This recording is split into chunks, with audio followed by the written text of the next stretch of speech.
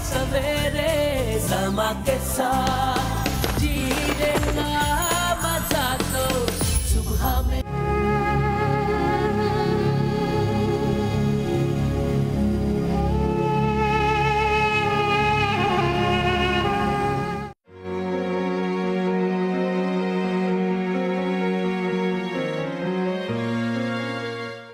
शक एक नासूर है जो रगों में उतर जाए, जहन में समा जाए तो जिंदगी तबाह कर देता है। शक एक हकीकत है जो इंसान पर उस वक्त सवार होती है जब वो एहसास कमतरी का शिकार हो या उसकी जिंदगी में ऐसे वाकयात रोनमा हुए हों जिसने उसकी जिंदगी पर मनफी असरात मुरतब किए हों। ऐसा इंसान अपने वजूद की कमी को दूसरों पर तोहमत लगाकर ख़त्म करने की कोशिश करता है। बेएतमादी का अंसर उस वक्त इंसान के जहन पर हावी होता है जब इसकी ख्वाहिशात या उसके एहसासात की नफी की जाए। शक, बेएतमादी का अंसर क्यों गालिब आता है? क्या वजूहात हैं जो शक जहन पर सवार हो जाता है? ये सब और बहुत कुछ जानिए अपने पसंदीदा मॉर्निंग शो सुबह सवेरे समा के साथ में। अस्सलाम वालेकुम, सुबह बखैर एंड गुड मॉर्निंग। कभी कभी ऐसा होता है कि मेरे दिमाग में एक छोटी सी चीज़ बैठ जाती है कि ये चीज़ शायद मैंने सही तरीके से डिलीवर नहीं की, जिसकी वजह से मेरे 2 घंटे का शो मुझे लगता है कि कहीं ना कहीं सफ़र करता है, क्योंकि मेरे दिमाग में खलल आ गया, मेरे दिमाग में प्रॉब्लम आ गई कि ओहो, एक ख्याल आ गया कि ये चीज़ गलत हो गई। वो चीज़ गलत नहीं होती, ये मुझे लग रहा होता है और मुझे ऐसा लग रहा होता है कि उस लगने की वजह से जो मेरा पूरा जो शो होता है 2 घंटे का, वो सफ़र कर जाता है। ये तो 2 घंटे की बात है। आज हम एक ऐसे दिमागी खलल की बात करने जा रहे हैं जिसकी वजह से हमारी पूरी ज़िंदगी मुतासर होती है। हमारे दिमाग में एक सोच आ जाती है, वो ख्याल आ जाता है और उसके बाद हम उसको समझते हैं कि ये हकीकत है और फिर इस हकीकत को सोचते हुए और उसी पे यकीन करते हुए अपनी पूरी की पूरी जो ज़िंदगी है वो ख़राब कर लेते हैं। शक माँ और बच्चों के दरमियान भी हो सकता है कि माँ को लगता है कि नहीं, मेरा बच्चा सही नहीं पढ़ता, अगर बच्चा भी, बच्चों को भी अक्सर किसी ना किसी शक में, ये तो छोटे छोटे हैं, लेकिन मियाँ बीवी के दरमियान जब शक आ जाता है तो फिर ज़िंदगी दूभर हो जाती है। बीवी को लगता है कि मियाँ जब घर से बाहर निकलता है और जब जॉब पे जाता है तो यकीनन कोई दूसरी बीवी तो ज़रूर इसकी ज़िंदगी में है, चाहे वो बेचारा ओवर टाइम कर रहा हो, 5 बजे फारिग होने के बाद वो 8 बजे फारिग होकर आओ कि नहीं घर आए कि नहीं जी मुझे ज़्यादा कमाना है ताकि मैं अपनी बीवी और बच्चों की अच्छी तरीके से ख्याल रख सकूं। लेकिन क्योंकि बीवी के तो आ गया जी, दिल में शक आ गया, उसके जहन में शक आ गया, तो वो शक का क्या इलाज है? और ये कहते हैं ना कि जी वहम का इलाज है, शक का इलाज नहीं है। आप लोग हमें कॉल कीजिए, बताइए कि शक से आप लोगों की ज़िंदगी कैसे मुतासिर हुई है। और एक बार जब शक करके अपनी पूरी ज़िंदगी ख़राब कर लेते तो बाद में हमारे अंदर सिर्फ एक गिल्ट ही रह जाता है कि काश मैं ये शक ना करती, काश मैं शक ना करके अपनी बच्ची को ज़्यादा तालीम दिलवा देता। हाँ मेरी बेटी ठीक थी, हाँ मेरी बहन ठीक थी, काश मैं उस पर शक ना करता और उस पर इतनी पाबंदियाँ ना लगाता। ये एक बार दिल में एहसास आ जाए, एक बार दिल में शक आ जाए, इसको निकालना बड़ा मुश्किल होगा। ये शक क्या है जी, किस बीमारी का नाम है, इससे डील कैसे किया जा सकता है? और साथ में ये पूछेंगे कि शक करने के भी अगर गुनाह है तो क्या गुनाह है और उसका कुफारा कैसे अदा किया जा सकता है, और किस तरीके से रूहानी और जो दुनियावी हल से, इलाज से हम शक का इलाज कर सकते हैं। हमारे साथ जो पैनलिस्ट हैं, हमारे साथ हमारी बहुत ही प्यारी जहाराहाई साहिबा हैं, हमारे साथ मिसेस खान हैं, तहरीम ज़ुबैरी भी हमारे साथ हैं। तहरीम ज़ुबैरी को भी हम वेलकम करेंगे, तहरीम ज़ुबैरी भी अंदर आ जाएं। हमें थोड़ी देर बाद मुफ्ती शहरयार दाऊद साहब भी ज्वाइन करेंगे और हमारे साथ बड़ा पैनलिस्ट होगा, पैनलिस्ट यहाँ पर मौजूद होंगे, पूछेंगे यही। अस्सलाम वालेकुम जी, कैसी हैं आप तहरीम? बिल्कुल ठीक, आइए बैठिए जी। और मुफ्ती इस्लाम वालेकुम जी, मुफ्ती साहब को तो पता नहीं था, मुफ्ती साहब भी आ गए जी। मुफ्ती साहब कैसे मिजाज आपके, ठीक ठाक हैं? अल्हम्दुलिल्लाह। अच्छा, आज जैसे भी आप लोग बाहर खड़े भी सुन रहे होंगे कि आज का हमारा टॉपिक है शक का, तो पहले मैं आपसे जानना चाहूँगी मुफ्ती साहब कि अगर हम इसको अपनी इस्लाम की रूह से देखें तो ये क्या है, इसका कितना गुनाह है? क्योंकि एक इस चीज़ से हम तो सब चीज़ें बर्बाद कर देते हैं। औज़ु बिल्लाहि मिनश शैतानिर रजीम, बिस्मिल्लाहिर रहमानिर रहीम, अल्लाहुम्मा सल्लि अला सय्यिदिना मौलाना मुहम्मद व अला आलिहि व अस्हाबिहि व बारिक वसल्लम। शक असल में एक अल्लाह ने एक मखलूक पैदा किया, उसका नाम है शैतान। उसने अल्लाह से वादा किया है कि ए अल्लाह, तूने मुझे रांदे दरगाह कर दिया, जन्नत से निकाल दिया, लेकिन मेरा तेरे से वादा है क्योंकि तूने मेरी रिक्वेस्ट पर मुझे क़यामत तक के लिए ज़िंदगी भी दे दी है। मेरा तुझसे वादा है कि जो तेरे बंदे हैं ना, मैं उनके रास्ते पे बैठूंगा और उन्हें बहकाऊंगा, और बहकाऊंगा इस तरह कि पहले मैं डालूंगा वसवसे, पहले मैं डालूंगा वसवसे, और फिर उसके बाद उस वसवसे पे अगर वो तवज्जो करेगा तो वो बना दूंगा शक। जब ये वसवसा शक बन जाता है, तो फिर जब ये शक बन जाता है तो फिर ये जिंदगियां बर्बाद कर देता है। याद रखिएगा, शैतान के 9 औलादे हैं, कैटेगरीज हैं इसमें। जी जी। एक वो कैटेगरी है जिसका नाम है दासिम, दासिम दासिम, जो हम कहते हैं दसिम, हमारे फोन में सिम होती है जी। दाल अलिफ सीन मीम ज़ेर सिम, दासिम। इसका काम क्या है? एक है विल्हान, वो वजू में वसवसे लाता है। एक का नाम है खंजब, खिंजब, ये दिलों में वसवसे ला के नमाजों में डिस्टर्ब करता है। इसी तरह दासिम का एक काम है स्पेशल, उसकी ड्यूटी ये है कि वो घरों में, जो शख्स घर में दाखिल होते वक्त बिस्मिल्लाहिर्रहमानिर्रहीम नहीं पढ़ता और अस्सलामु अलैकुम नहीं कहता, ये पकड़ता उसके दिल को और डालता उसको वसवसा, और वसवसा जाके नतीजतन पहुंचता है शक को, यहां तक कि इसकी ड्यूटीज में शामिल है कि खुला और तलाक़ें कराए। ये बात इतनी अहम है, हम इस चीज़ को काउंट नहीं करते, हम इस चीज़ को बिल्कुल फिगर आउट नहीं करते कि यार हम जो घर में आगे ना बिस्मिल्लाह पढ़ते हैं, दरवाज़ा हमारे पास नॉर्मली चाबियाँ होती हैं क्योंकि हम बच्चों को, बीवी को तकलीफ नहीं देना चाहते कि बैल बजाएं और हाँ, जबकि ये सुन्नत भी हम तर्क कर रहे हैं जो बहुत बड़ा नुकसान का बाइस बन रही है। नॉक करें आप या बैल बजाएं, फिर उसके बाद आप जो है चाबी से अपना दरवाज़ा खुद भी चाहें अब दाखिल हो, लेकिन पहले इंटीमेट करें, आगाह करें कि मैं आ रहा हूँ, कि घर में कौन किस कंडीशन में है, नोबडी नोज।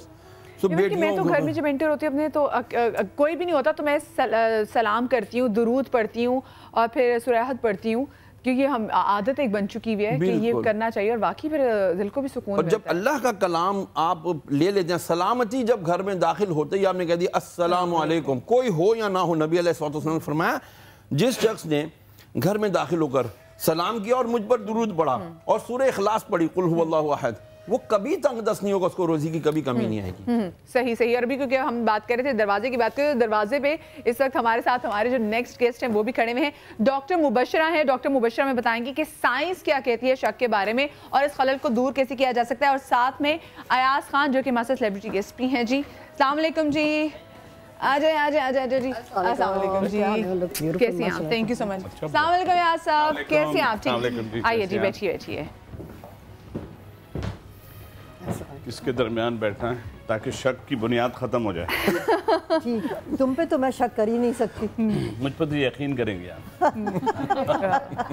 ये अच्छा, ये यकीन तो खैर आगे की बिल्कुल सूरत है, आपको पता है कि हाँ जी ऐसा है, लेकिन हमारे यहाँ बहुत से ऐसे लोग हैं जो शक तो कर रहे होते हैं, उसके बाद उसी अपने शक पर यकीन भी ले आते हैं। तो खैर इससे पहले कि मैं आगे बढ़ूँ, मैं मुबशरा से डेफिनेशन पूछ लेती हूँ कि ये शक है क्या? एक्चुअली ये इसमें 2 क्राइटेरिया होता है। एक होता है कि आप शक करें, उस पर बिलीफ सिस्टम कर लें, यानी आपने शऊर एंड लाशऊर, कॉन्शियस एंड सबकॉन्शियस वे पे जब आप बिलीफ सिस्टम बहुत ज़्यादा आपका स्ट्रॉन्ग हो जाता है, यानी अगर जो चीज़ होने नहीं वाली हो तो आपका माइंड उसको करता है, तो that implements on your body, यानी वो चीज़ फिर बॉडी में आती है, वो आप हरकत करना शुरू हो जाते हैं। सेकेंड चीज़ है ये इनबिल्ट है, लाइक फ्रॉम द चाइल्डहुड, अगर आपकी अपब्रिंगिंग इस तरीके से हुई हुई है तो वही चीज़ आप प्रोजेक्ट करते हैं टू द आउटवर्ड्स, यानी जब आप बड़े हो जाते हैं, अपनी लाइफस्टाइल में जाते हैं, तो फियर ऑफ फेलियर हो जाता है, यानी आपने फियर ऑफ रिजेक्शन हो गया कि इससे पहले वो मुझे रिजेक्ट कर रहे, मैं उसको रिजेक्ट कर लूँ, अगर इससे पहले मैं अगर फेल हूँ तो बेहतर है कि मैं ड्रॉप आउट हो जाऊँ। फिर इसके साथ आप एक्सक्यूज़ ले आते हो कि सो एंड सो अगर मुझे ये चोर करना है, जैसे फॉर एग्जाम्पल कि मुझे वेट लॉस करना है, आज नहीं कल से शुरू कर लेते हैं। तो ये फियर ऑफ फेलियर जब हमारे जहन में बैठ जाता है तो हमारा दिल इस पे यकीन करने लग जाता है। जब दिल यकीन करता है तो हम हर चीज़ को सही साबित करने में लग जाते हैं कि जिस तरीके से मेरी सोच है वही राइट है। अगर कोई आपको आउटवर्ड पे जाके बोल रहे हैं नहीं, आपने पॉजिटिव उसको लेना है, यानी इसको आप किस तरीके से ओवरकम करेंगे, ये एक बहुत बड़ा डिलेमा होता है। क्योंकि जो चीज़ नेगेटिविटी आपके जहन में बचपन से बैठ जाती होती है। यही चीज़ आप अपने आप को साबित करने के लिए, यानी this is what I believe in, यानी मैं इसी चीज़ पे मुतमईन हूँ, यही चीज़ होनी है और यही चीज़ आप बड़ों में लेकर आते हैं ऑन टू द ऑपोजिट। अभी जैसे मुबशरा ने बात की कि बचपन से अगर कोई नेगेटिव आपका एक्सपीरियंस हो जाए या कोई आपने घर में अपनी जो बाप भाई हैं उनका कभी किरदार इतना अच्छा पॉजिटिव ना देखा और फिर आप ज़िंदगी भर आपकी ज़िंदगी में कोई और मर्द आ जाए, मियाँ की सूरत में या बेटा भी आ जाए, तो आप उस पर शक वैसे करते रहेंगे क्योंकि आपका जो दिमाग में जो बैकग्राउंड है वो अच्छा नहीं, तो बैकग्राउंड का काफ़ी होता है। अच्छा, लेकिन जहाना साहिबा, आप माशाल्लाह से लेके आप हमारे सीनियर भी और आप देखती भी हैं, ऑब्जर्व भी करती हैं, ज़्यादातर जो हमें शक की मिसालें जो देखने में आती हैं वो हमारी शादीशुदा जोड़ों में ज़्यादा आती है। ठीक है, औरत तो शक करती ही है लेकिन वो उतना जीना ज़ाब नहीं करती जितना अगर एक मर्द अपनी बीवी पे शक करना शुरू कर दे छोटी छोटी चीज़ पे। बिल्कुल कि अगर वो ज़्यादा तैयार होकर निकली होगी तो उसके ज़हन में शक बैठ जाएगा कि ये किसको दिखाने के लिए निकली है, और कोई अगर उसको मुड़ के देखेगा तो फिर उस पर दो तीन वो अब जो मियाँ है वो उस पर थोड़ा बहुत जो है वो टॉर्चर करना शुरू कर देगा। अच्छा, लोगों ने पहले तय क्या करना है जी कि मतलब मर्दों को वो नीचे दिखाना है या नहीं, हम दोनों को नहीं। मैं अब मिसेस खान पहले कॉल ले लें, वो कॉलर वेट कर रहे हैं। अस्सलाम वालेकुम जी। अस्सलाम वालेकुम जी वालेकुम अस्सलाम, कौन बात कर रही हैं? मैं अमरीन बात कर रही हूँ समारोह से। जी अमरीन, क्या कहना चाहेंगी? मुझे उलमा कराम से ये पूछना है जी कि माशाल्लाह मैं नमाज भी रहती हूँ, माशाल्लाह वगैरह भी पढ़ती हूँ, कुरान शरीफ की माशाल्लाह तिलावत भी करती हूँ, सब कुछ करती हूँ, लेकिन अभी कुछ दिनों से ये हो रहा है कि मेरे घर पे तावीज़ निकले। मैं इन चीज़ों पे बिलीव बिल्कुल भी नहीं करती। मैं जानिमाज बिछाती हूँ, उस अल्लाह के सामने अपने हाथ फैलाती हूँ और शुक्र है उस मालिक का, उसने हर कुछ मुझे दिया और हर चीज़ वो मुझे देता है, मुझे इसके अलावा कोई यकीन। लेकिन ये अब जो मुझे हुआ है मतलब उलमा कराम ये बात करनी है कि मेरे कमर में, मेरे जिस्म में, मेरी स्किन पे स्वेलिंग आने लगी है। मैं कभी बीमार नहीं पड़ी, मैं बीमार होने लगी हूँ, घर में परेशानी होने लगी। ये हफ्ता ऐसा गुजर रहा है मैं आपको बता नहीं सकती। मेरा बेटा 5 साल का है, उसको फारिज का अटैक हुआ। अब यानी कि मैं इतनी परेशान हो गई हूँ मैं आपको बता नहीं सकती, लेकिन मुझे अभी भी इल्म है कि वो रब्बुल करीम मुझे जो है सब कुछ नवाजेगा, मेरे बच्चों को सही कर देगा, मुझे उसके अलावा किसी का नहीं है। बेशक बेशक वही रब्बे करीम है जो कि मैं ऐसा क्या करूं कि जिससे मेरे मैं जो बीमार हो गई हूँ, जाहिर मेरे बच्चे हैं, मेरे अलावा मेरे बच्चों को कोई नहीं देखता, मैं पूरे खानदान को एक देखती हूँ, मुझे देखने वाला कोई नहीं। कहाँ जा रही हैं? चले ठीक है, चले अमरीन बहुत शुक्रिया आपकी कॉल का। मेरी बहन प्लीज आप मत रोएं, अल्लाह पाक आपको आपको परेशानी से निकाले। एक और कॉल ले लेते हैं, फिर से मुफ्ती साहब उनका जवाब दे देंगे। जी अस्सलाम वालेकुम जी। अस्सलाम वालेकुम। जी वालेकुम अस्सलाम जी। ये भाई मुफ्ती साहब से ये पूछना था जी जो शैतान है, शैतान एक झांसा, एक वसवसा डालता है एक मुसलमान मोमिन के दिल में। जी जी टीवी बंद करवाएं इनसे। शैतान ने रोक लिया उनको। चले आप दोबारा जरूर ट्राई कीजिएगा कॉल के। मैं अभी कॉल नहीं दे तो पहले के जवाब ले रही हूँ। देखें, मैं इससे इनकार नहीं करता कि इनके घर से तावीज़ निकला हो, मुमकिन है निकला हो। बाज़ दफ़ा बच्चे भी ऐसे कागज़ पे टेढ़ी तिरछी लाइनें लगा के छोड़ देते हैं तो वो समझ आ जाता है कि शायद ये तावीज़ है। सही बात। मान लिया तावीज़ है, ऐन उस वक्त पर इत्तिफाक भी हो सकता है कि उसके बच्चे को जो फालिज का अटैक हुआ, इनकी कमर में दर्द कई वजूहात की बिना पर हो सकता है, ज़रूरी नहीं है। देखिए, मैं एक चीज़ का बिल्कुल कायल हूँ कि तावीज़ात से नुकसान वक्ती तौर पर आ सकता है, हो सकता है, बट क्या आज हाँ जादू है ना, क्या आज इतने पावरफुल आमिल मौजूद हैं? पहले तो मेरा ये सवाल सही, बिल्कुल सबसे बड़ी बात आपको कैसे पता कि उसी तावीज़ ने आपके ऊपर ये सब कुछ किया है? अल्लाह क्या फरमा रहा कुरान में, लहामा का सबत व अलैहा मक्तसबत, कि तुम पर वो नहीं है कि हम किसी जान पर उसकी ताकत से ज्यादा तकलीफ नहीं डालते। ला युकल्लिफुल्लाहु नफ्सन इल्ला वुसअहा, उसकी वुसअत से ज्यादा उसकी जान पर हम नहीं डालेंगे। अल्लाह कह रहा है लहामा का सबत व अलैहा मक्तसबत, अरे उस पर तो जो आता अपने सबब आता है। अब देखें, अगर किसी औरत ने अपने शौहर की हुक्म अदूली कर ली किसी भी मामले में, शौहर ने कहा चल यार पानी पिला, खुद ही जाके पी लो, ये भी हुक्म अदूली हुई, अल्लाह को नापसंद हुई, अल्लाह ने इसके मुकाबले में कोई सजा दे दी। बीवी ने कोई बात की, शौहर ने ना मानी, शौहर ने कहा चल यार क्या बकवास करती रहती है, निकल गया, रास्ते में पता चला कार का टायर पंचर हो गया, अल्लाह ने गिरफ्त कर ली। यानी अल्लाह रब्बुल आलमीन की बारगाह में कौन सी चीज़ कबूल हो जाए, कौन सी चीज़ ना कबूल हो और अल्लाह के जलाल को उभार दे, तो इन चीज़ों को हम अगर ये लेंगे कि जी तावीज़ से मेरी कमर में भी दर्द हो गया, अरे बीबी हो सकता है आप उम्र के हिस्से में हो कि आपको दर्दें होना शुरू हो जाएं, पता नहीं आप दूध पीती हैं, कैल्शियम लेती हैं, विटामिन लेती हैं, नहीं लेती, सारा दिन हो सकता है रात को देर से सोई हो। लेकिन सबसे अच्छी बात ये कि अमरीन को जो अल्लाह पे एतमाद है, सबसे बड़ी बात है। नेक्स्ट कॉलर भी साथ है। अस्सलाम वालेकुम जी।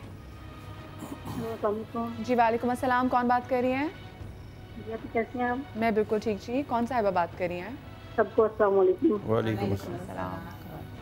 मैं फलसा बात कर रही हूँ फैसलाबाद से। मेरे हस्बैंड का मसला है जी जी। वो ना पहले मेंटल हॉस्पिटल में भी आ चुकी हैं, कहते हैं मेंटल है, उनके दिमाग को कोई मसला है। अब उनका बिल्कुल मुकम्मल ट्रीटमेंट हो गया, डॉक्टर कहते हैं बिल्कुल ठीक है। तो वो कुछ लोग कह रहे हैं उनको कुछ किया है या उनके सर कुछ चीज है, मतलब थोड़ा सा होता है उनके दिमाग को असर। समझ नहीं आई। चलें, मगर इसमें शक का तो कोई आंसर नजर नहीं आ रहा ना। नेक्स्ट कॉलर भी साथ है। अस्सलाम वालेकुम जी।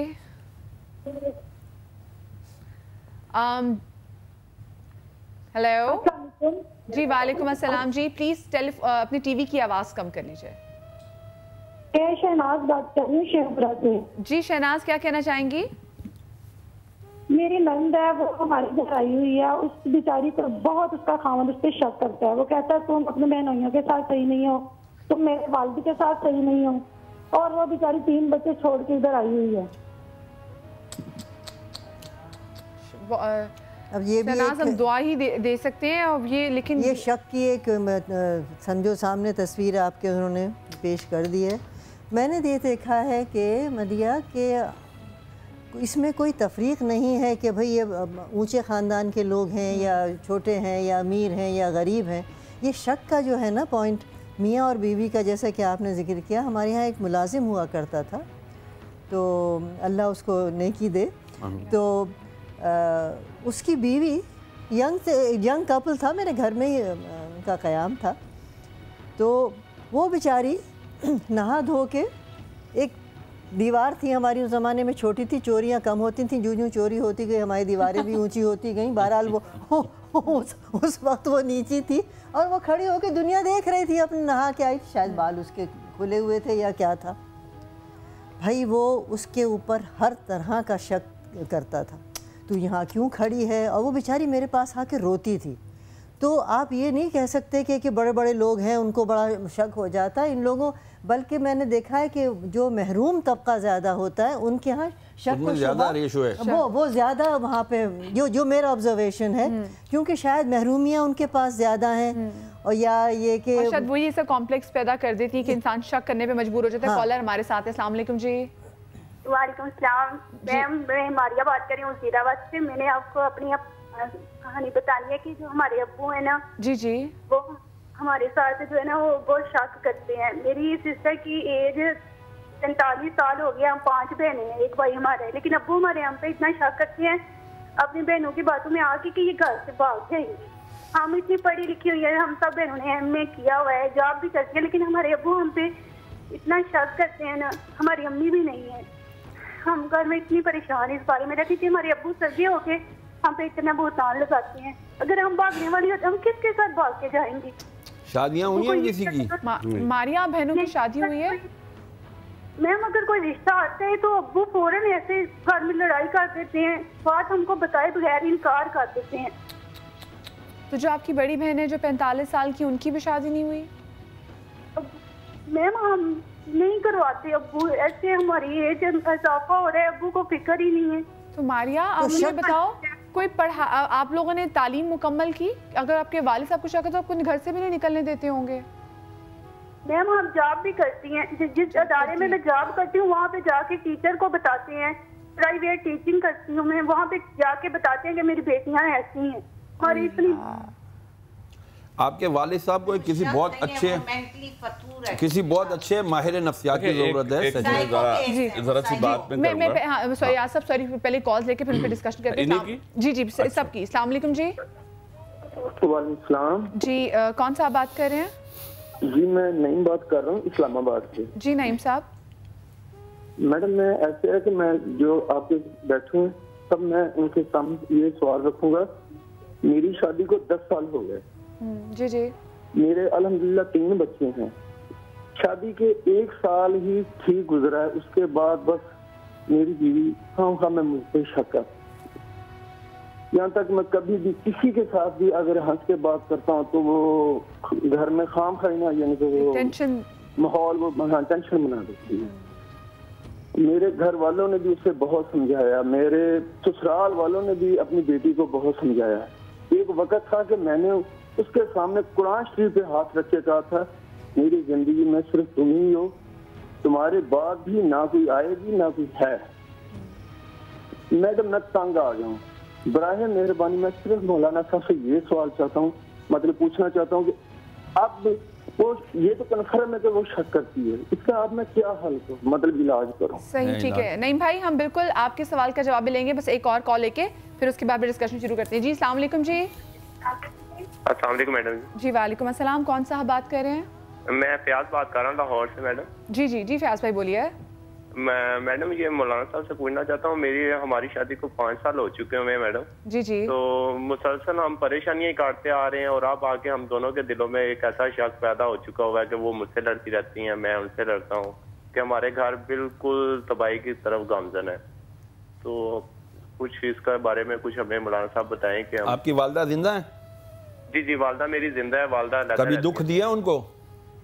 सर दुख तो मैंने नहीं दिया सर, मैं तो उनकी खिदमत ही करता रहा हूँ। बस इनसे खिदमत करके जो है ना, इनसे दुआएं लेते रहे बेटा, और बाकी इंशाल्लाह भी आपको बताते हैं कि आपको क्या करना। ठीक है चलें। लेकिन थैंक यू सो मच साहब। लेकिन पहले जो मारिया की जैसे कॉल आई थी आज साहब, हाँ। और वो कहती थी उनके वालिद साहब शक करते हैं। मैं 2-3 चीज़ें हैं। जी, जी। एक तो आपने बड़ी अच्छी इब्तिदा जो की थी कि जो इन्वायरमेंट से आपकी परवरिश होती है, उस परवरिश में हम अपने माँ बाप को भी देखते हैं, और उनको जब हम माँ बाप को देखते हैं तो कुछ चीज़ें हमारे बिल्कुल जहन में ऐसे कंसीव करके हम उसको जहन में रख लेते हैं नामालूम तरीके से। अच्छा, उसको जब हम रखते हैं और जब उससे मिलती जुलती कोई चीज़ हमारे सामने से गुजरती है हमारी अपनी लाइफ में, तो उसमें जब हमारी लाइफ में जब कोई चीज़ गुजरती है तो हम उसी फ़ौरन रिकॉल करके उन सारी चीज़ों को, जैसे कि एक बिल्कुल टॉपिक अलग है लेकिन मैं एक जुमला कह रहा हूँ कि जैसे कि माँ बाप को अगर आप देखेंगे जी वो अपनी माँ पे हाथ उठा रहे हैं, तो शौहर जो है उसमें भी थोड़ी सी ये चीज़ आ जाएगी कि वो भी अपना बेटा भी जो है वो ऐसे करने की कोशिश करेगा। फिर हमारे जो मर्दों की जो, जैसे अभी उन्होंने 2-3 चीज़ें कही हैं, हम लोग एक चीज़ ख़ास तौर पे समझ लें कि हमें थोड़ा सा जो अंडरस्टैंडिंग की बात है, क्योंकि मेन हमारा टॉपिक मियाँ बीवी का है कि उनमें शक बहुत नहीं, होता है। लेकिन मेन हमारा टॉपिक बेसिकली शक पे, लेकिन जैसे भी बात की और यासा मैंने तो अपने सामने भी देखी है कि कुछ बाप इतने शकी होते हैं कि बच्चियां इतनी अच्छी होती है, हाथ उठाते हैं, और लेकिन nobody wants to talk about it कि ये एक बीमारी है। ये जो वो साहब का जो बताया जी, ना, जी। जो 45 बच्ची है, देखें आप, और उसकी शादी भी नहीं होते हैं। अब उनके इन्वायरमेंट और उनके पीछे होंगी बहुत सी और बातें, क्योंकि या तो माली हालात ऐसे होंगे, कुछ जो वो जॉब कराने करे, जॉब छूट जाएगी, वो शौहर के पास चली जाएगी, तो कुछ तो ऐसे हैं कि वो बिल्कुल निखट्टू जब हो जाते हैं तो वो खुद तो कुछ नहीं करते, बच्चों से काम भी कराते हैं, फिर बच्चों को ये प्रेशर में रखते हैं कि भाई तुम देखो मुझे सब पता है तुम्हारे बारे में, मतलब कुछ ऐसी। और बच्चियाँ और बेटियाँ तो वो चीज़ है कि आप सोचें, बेटियाँ बाप से कितनी मोहब्बत करती हैं, और उस बच्ची का रोना से मैं ये सोच रहा हूँ कि जो बच्ची के मुँह से कभी मैंने नहीं सुना कि वो बाप के लिए या माँ बाप के लिए कभी बुरा सोचे। आप अपने ससुराल में बैठी होती है लेकिन उनका दिल जो है वो अपने माँ बाप के लिए लगा होता है। तो जब ऐसी चीज़ों के साथ चीज़ें परवान चढ़ती हैं तो आप सिर्फ ये सोचें कि हम सिर्फ ये कहते हैं ये शक और ये चीज़ों का, अरे आप किसी चीज़ के एंड तक तो पहुँचे, आपने सिर्फ ये देखा एक फ़ोन आया और फ़ोन बंद हो गया, किसका फ़ोन था? तो ये जो मर्द कुछ चीज़ों में डोमिनेशन करता है, ये डोमिनेशन होना से ये नहीं इसका मतलब बनता कि आप फौरन पूरी ज़िंदगी का साथ जिस मियाँ बीवी ने देना है उस पर एक ज़रा सी बात की वजह से आप ये शक की बुनियाद पर डाल दें। अरे मुझे यहाँ पे छोटी सी ब्रेक लेने जा रही हूँ, कहीं मैं जाएगा। जैसे मारिया की जैसे कॉल आई थी, सो ये बात मेरे लिए भी डाइजेस्ट करना बहुत मुश्किल होता है, क्योंकि मैंने एक तरफ एक बाप ऐसे देखा जो इतना शफीक है कि जिसकी सपोर्ट की वजह से आज मैं यहाँ पे बैठी हूँ, क्योंकि मुझे पता है मैं कुछ भी करूंगी मेरा बाप पीछे खड़ा मुझे संभाल लेगा। तो ये बात देखिए कितनी प्रॉब्लम है। आप लोग इतनी हकीकत पे सिर्फ अपनी कहानी हमारे पास है जो दिल दहला देती है, वो सिर्फ और सिर्फ वजह होती है शक की। छोटी सी ब्रेक ले रहे हैं, हर घर की कहानी है ये, हमें कॉल कीजिए, अपनी आप भी थी हमारे साथ शेयर कीजिए। और आज का शो ऐसा जो आपको सोचने पे मजबूर कर देगा कि क्या क्या सोसाइटी में हमारे मसले मसाले। छोटी सी ब्रेक के बाद वापस आते हैं।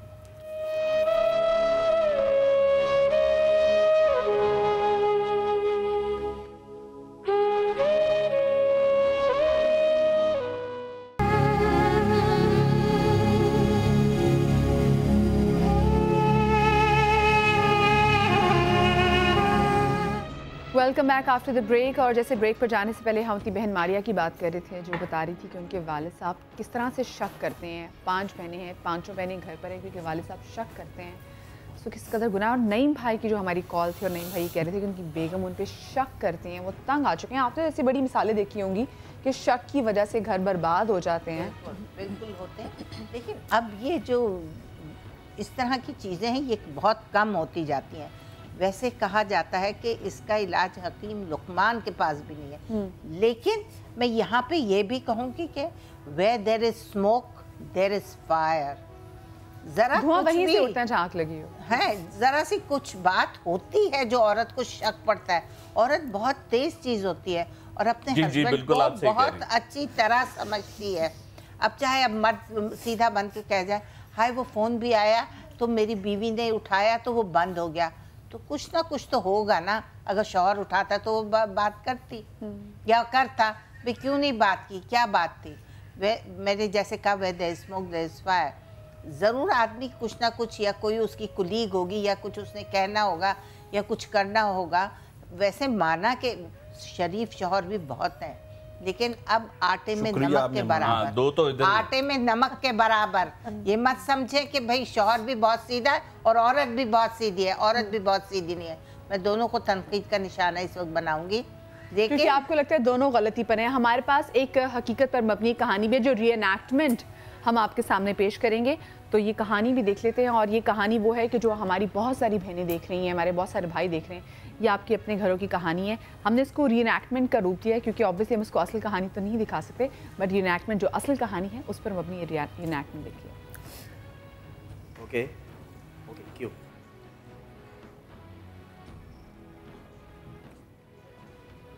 आपका नंबर हर वक्त बिजी क्यों रहता है?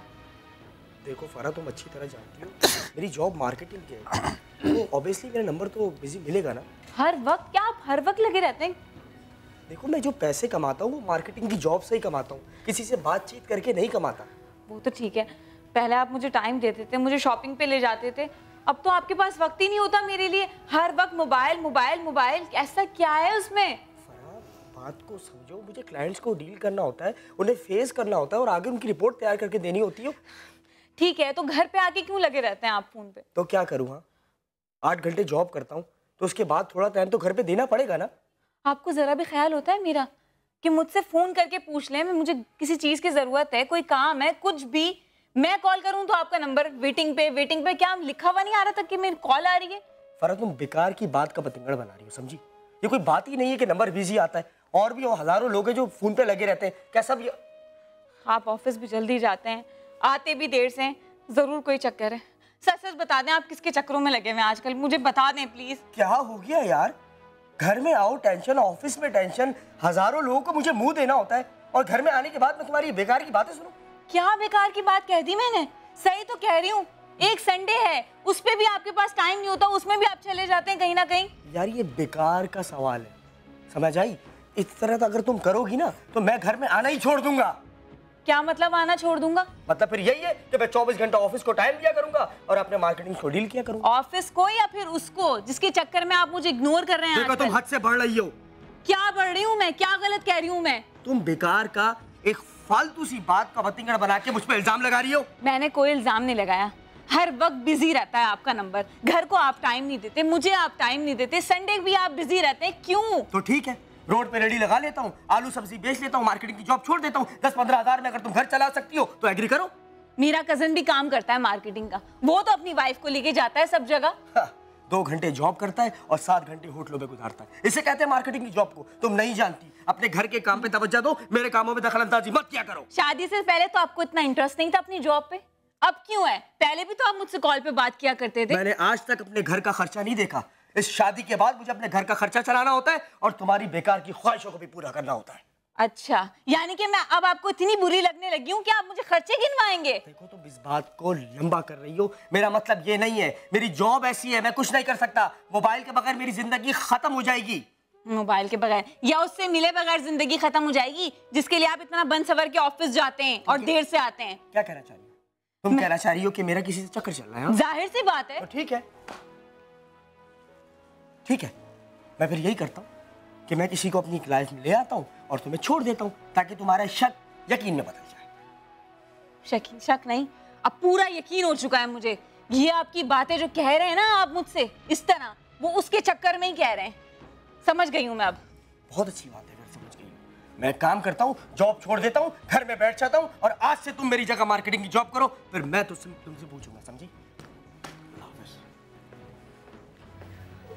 जैसे नईम भाई की अभी मैं कॉल आई थी और जैसे अभी आपने स्टोरी लिखी, बिल्कुल एग्जैक्टली ऐसे बात शुरू होती है। और उसके बाद कहाँ से बात शुरू हुई थी कि कॉल वेटिंग पे जाता है, उसके बाद कहता है चलो अब तो मैं ले ही आता हूँ, तुम्हें मेरे पे इतना शक है। आजकल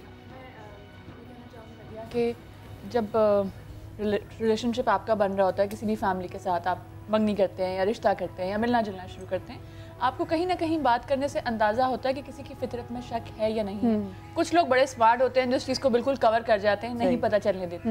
लेकिन अगर आपको शादी से पहले इस बात का अंदाज़ा हो गया कि लड़का या लड़की थोड़ी सी शकी है, तो आपके पास तब भी टाइम होता है कि आप डिसाइड कर लें कि ये आपने पूरी ज़िंदगी ये एक्स्ट्रा बैगेज लेके साथ चलना है या नहीं चलना।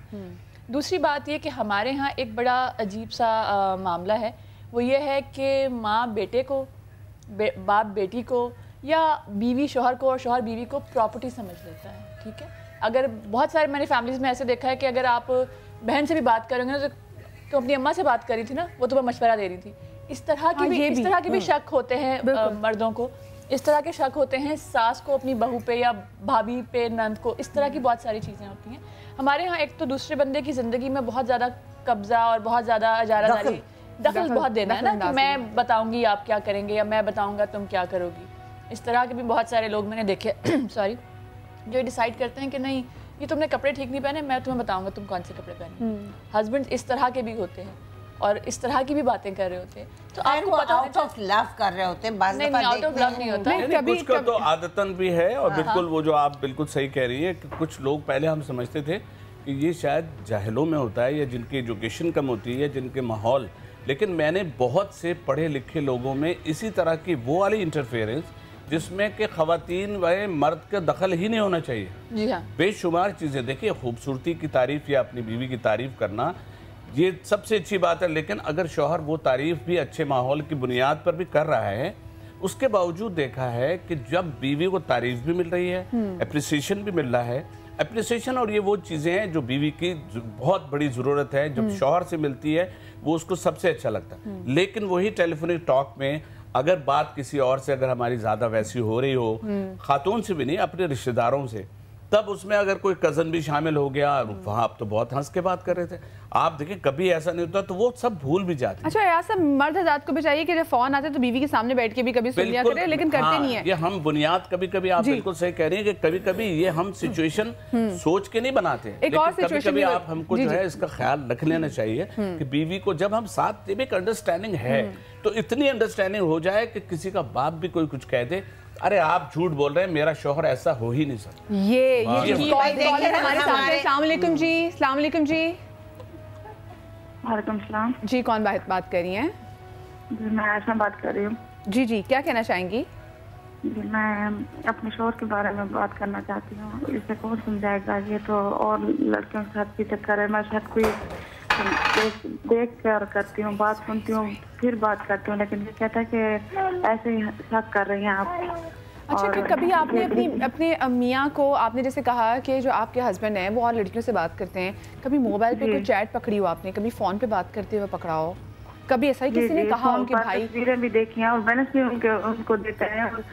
ऊपर जो बार है वहाँ पर मैं बैठी हूँ और नीचे वो उसकी दुकान है, मुझे सब पता है, मैंने अपनी आंखों से देखा, लेकिन वो कहता है कि मैं तंग हूँ तुमसे और वो तुम ऐसे ही शक करते हो।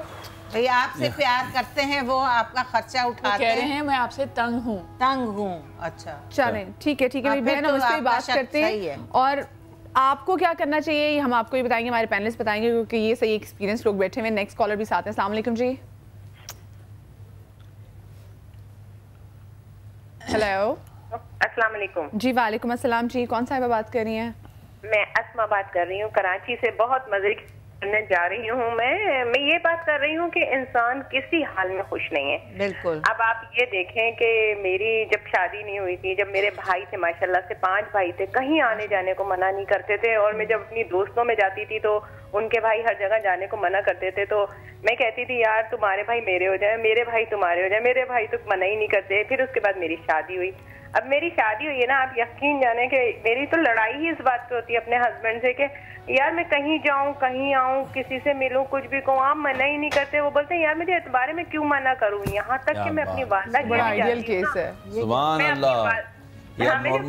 के जाती हूँ ना, तो मैं फोन करके पूछती हूँ कि सुने मैं अपनी अम्मी के यहाँ जा रही हूँ, चले जाऊँ? तो बोलते हैं इसमें इजाजत लेने की क्या जरूरत है, लेकिन जब ऐसा होता है तो वो कहाँ जाते हैं? जब आप जाती हैं तो फिर वो तय करें कि वो कहाँ जाते हैं। नहीं, वो तो एक्चुअली अपने ऑफिस में होते हैं और हमारे यानी कि ऑफिस का कहते हैं। ये एग्जैक्टली वही बातें जो अयाज साहब कह रहे थे कि इतना ट्रस्ट होना चाहिए कि कोई अगर कुछ कह दे। अयाज नहीं, मैं आपको एक बात बताऊँ, ये सीरियसली है कि इंसान किसी हाल में कुछ नहीं होता। आप यकीन जाने मेरे मोबाइल बजते रहेंगे ना, मैं उससे मैं बोलूंगी यार मेरा फोन उठा लेना जरा, मैं किचन में हूँ, तो बोलते मैं आपका फोन क्यों उठाऊं, आपका फोन है आप खुद उठाएं। और हालांकि मैं उनके फोन पे बहुत अच्छे भाई। और जो लोग सुन रहे हैं, मुझे लगता है अगर मैं मियां होती तो आपकी मियां के टाइप की मियां होती। मगर जो लोग हमें सुन रहे हैं, जो लोग हमें सुन रहे हैं, हम उनसे कहेंगे कि खुदा के वास्ते ये जो फैमिली जिनसे अभी कॉल पे बात हो रही है, इनको फॉलो करें, क्योंकि हम जितना हम कॉन्फिडेंस से और जितना हम अपने शौहर पे या बीवी पे यकीन करेंगे, तो वहाँ एक जगह ऐसी यकीन की जगह आ जाती है कि जहां आदमी गिल्ट फील करता है, यार नहीं करने से पहले आप नहीं सुन तो लें, मैं अपनी बात कर रहा हूँ कि कहीं कहीं देखिए, मैं नहीं कह रहा मैं फरिश्ता हूँ, कहीं कहीं ऐसी जगह होती है कि अपॉर्चुनिटीज ये नहीं है कि मर्द या औरत दोनों को अपॉर्चुनिटीज नहीं मिलती। ये अपॉर्चुनिटी कदा कलामी की माजरत पर क्या करूं, हम पहले सारी कॉल्स लेते हैं और उसके बाद डिस्कशन करते हैं, बट ये मैं आपको यहीं से पकड़ूंगी। अपॉर्चुनिटी से पकड़िए, अपॉर्चुनिटी से पकड़िएगा, अपॉर्चुनिटी जैसे मिलेगी। नेक्स्ट कॉलर साथ है। अस्सलाम वालेकुम जी। जी मिसेस खान जी। अस्सलाम वालेकुम जी। वालेकुम अस्सलाम। कौन साहिबा बात कर रही हैं? मैं मिसेस आमिर बात कर रही हूँ। जी मिसेस आमिर, क्या कहना चाहेंगी? आपके घर में भी ऐसी शक की मिसाल है? जी, हम ना 3 बहनें थे, वो 3 भाई थे मैडम। जी सट्टा बट्टा। हेलो। जी, बिल्कुल सुन रहे हैं आपको। हम 3 बहनें थे, वो 3 भाई थे, एक ही घर में हमारी शादी हो गई है। तीनों की हमारा भाई नहीं है, ठीक है ना। हमारी जो सास है ना, वो हमको नहीं रहने देती उस घर में। अब 1 साल हो गया हम मम्मी के घर में बैठे हुए हैं। तीनों बहनें? नहीं, बड़ी बहन घर है, 2 बहनें हम मम्मी के घर हैं। बड़ी दरमियान वाली बहन का शोर जो है ना, वो सऊदी अरब में आज 5 साल हो गया, कोई खर्चा नहीं देता। हमारा भाई नहीं है, हम अम्मी अब्बू के पास हैं। अच्छा, तो इसमें शक का क्या कोई जिरगा नहीं, घर वाले कोई बड़े खानदान वाले नहीं है, मिलकर कोई डिसाइड करें। इसकी वजह से साहब ने हमको छोड़ दिया था। तो सब छोड़ देते हैं। अच्छा मिसेस आमिर, आपकी मियां से क्यों लड़ाई, किस चीज की, मुझे ये बताएं। चलें ठीक है, कॉल ड्रॉप होगी। नेक्स्ट कॉलर साथ है। अस्सलाम वालेकुम जी। वालेकुम अस्सलाम। मदिया आप कैसी हैं? जी मैं ठीक हूँ। कौन बात कर रही हैं? मैं मदिया की कोहार से बात कर रही हूँ, सुमेरा। जी सुमेरा। मदिया भी मेरी शादी को 4 साल हुए हैं और मेरी उम्र इस वक्त 25 है। माशाल्लाह जी। पहली शादी के 3 साल बहुत बहुत अच्छे गुजरे हैं। मेरे हस्बैंड है यहाँ कोहाट में जॉब करते हैं, फैमिली भी इनकी कोहाट में होती है, लेकिन फिर भी हम लोग अलग रहते हैं। क्यों अलग रहते हो? जिस लड़की के साथ इनका अफेयर चल रहा है ना, वो हमारी फैमिली में से नहीं है, पठान है। और उस लड़की की वजह से 1 साल में इतना कुछ मेरी फैमिली में, मेरे घर वालों सब कुछ कर दिया इन्होंने। मेरी एक छोटी बच्ची है 3 साल की, उस लड़की की वजह से इन्होंने मुझे मारा। मेरी अम्मी अब्बू नहीं है, भाई नहीं है, एक सिस्टर है, वो दुबई होती है। बस सब कुछ मेरी आंखों के सामने है, बहुत कुछ। बस मैं बात पूछना चाहती हूँ, मुझे कुछ ऐसा बताए ना कि मुझे सुकून आ जाए। मैं कुछ नहीं बोलती, मेरी आंखों के सामने वो घर लेकर आते हैं लड़की को, एक रूम में 4-4, 5-5 घंटे वो बंद रहते हैं।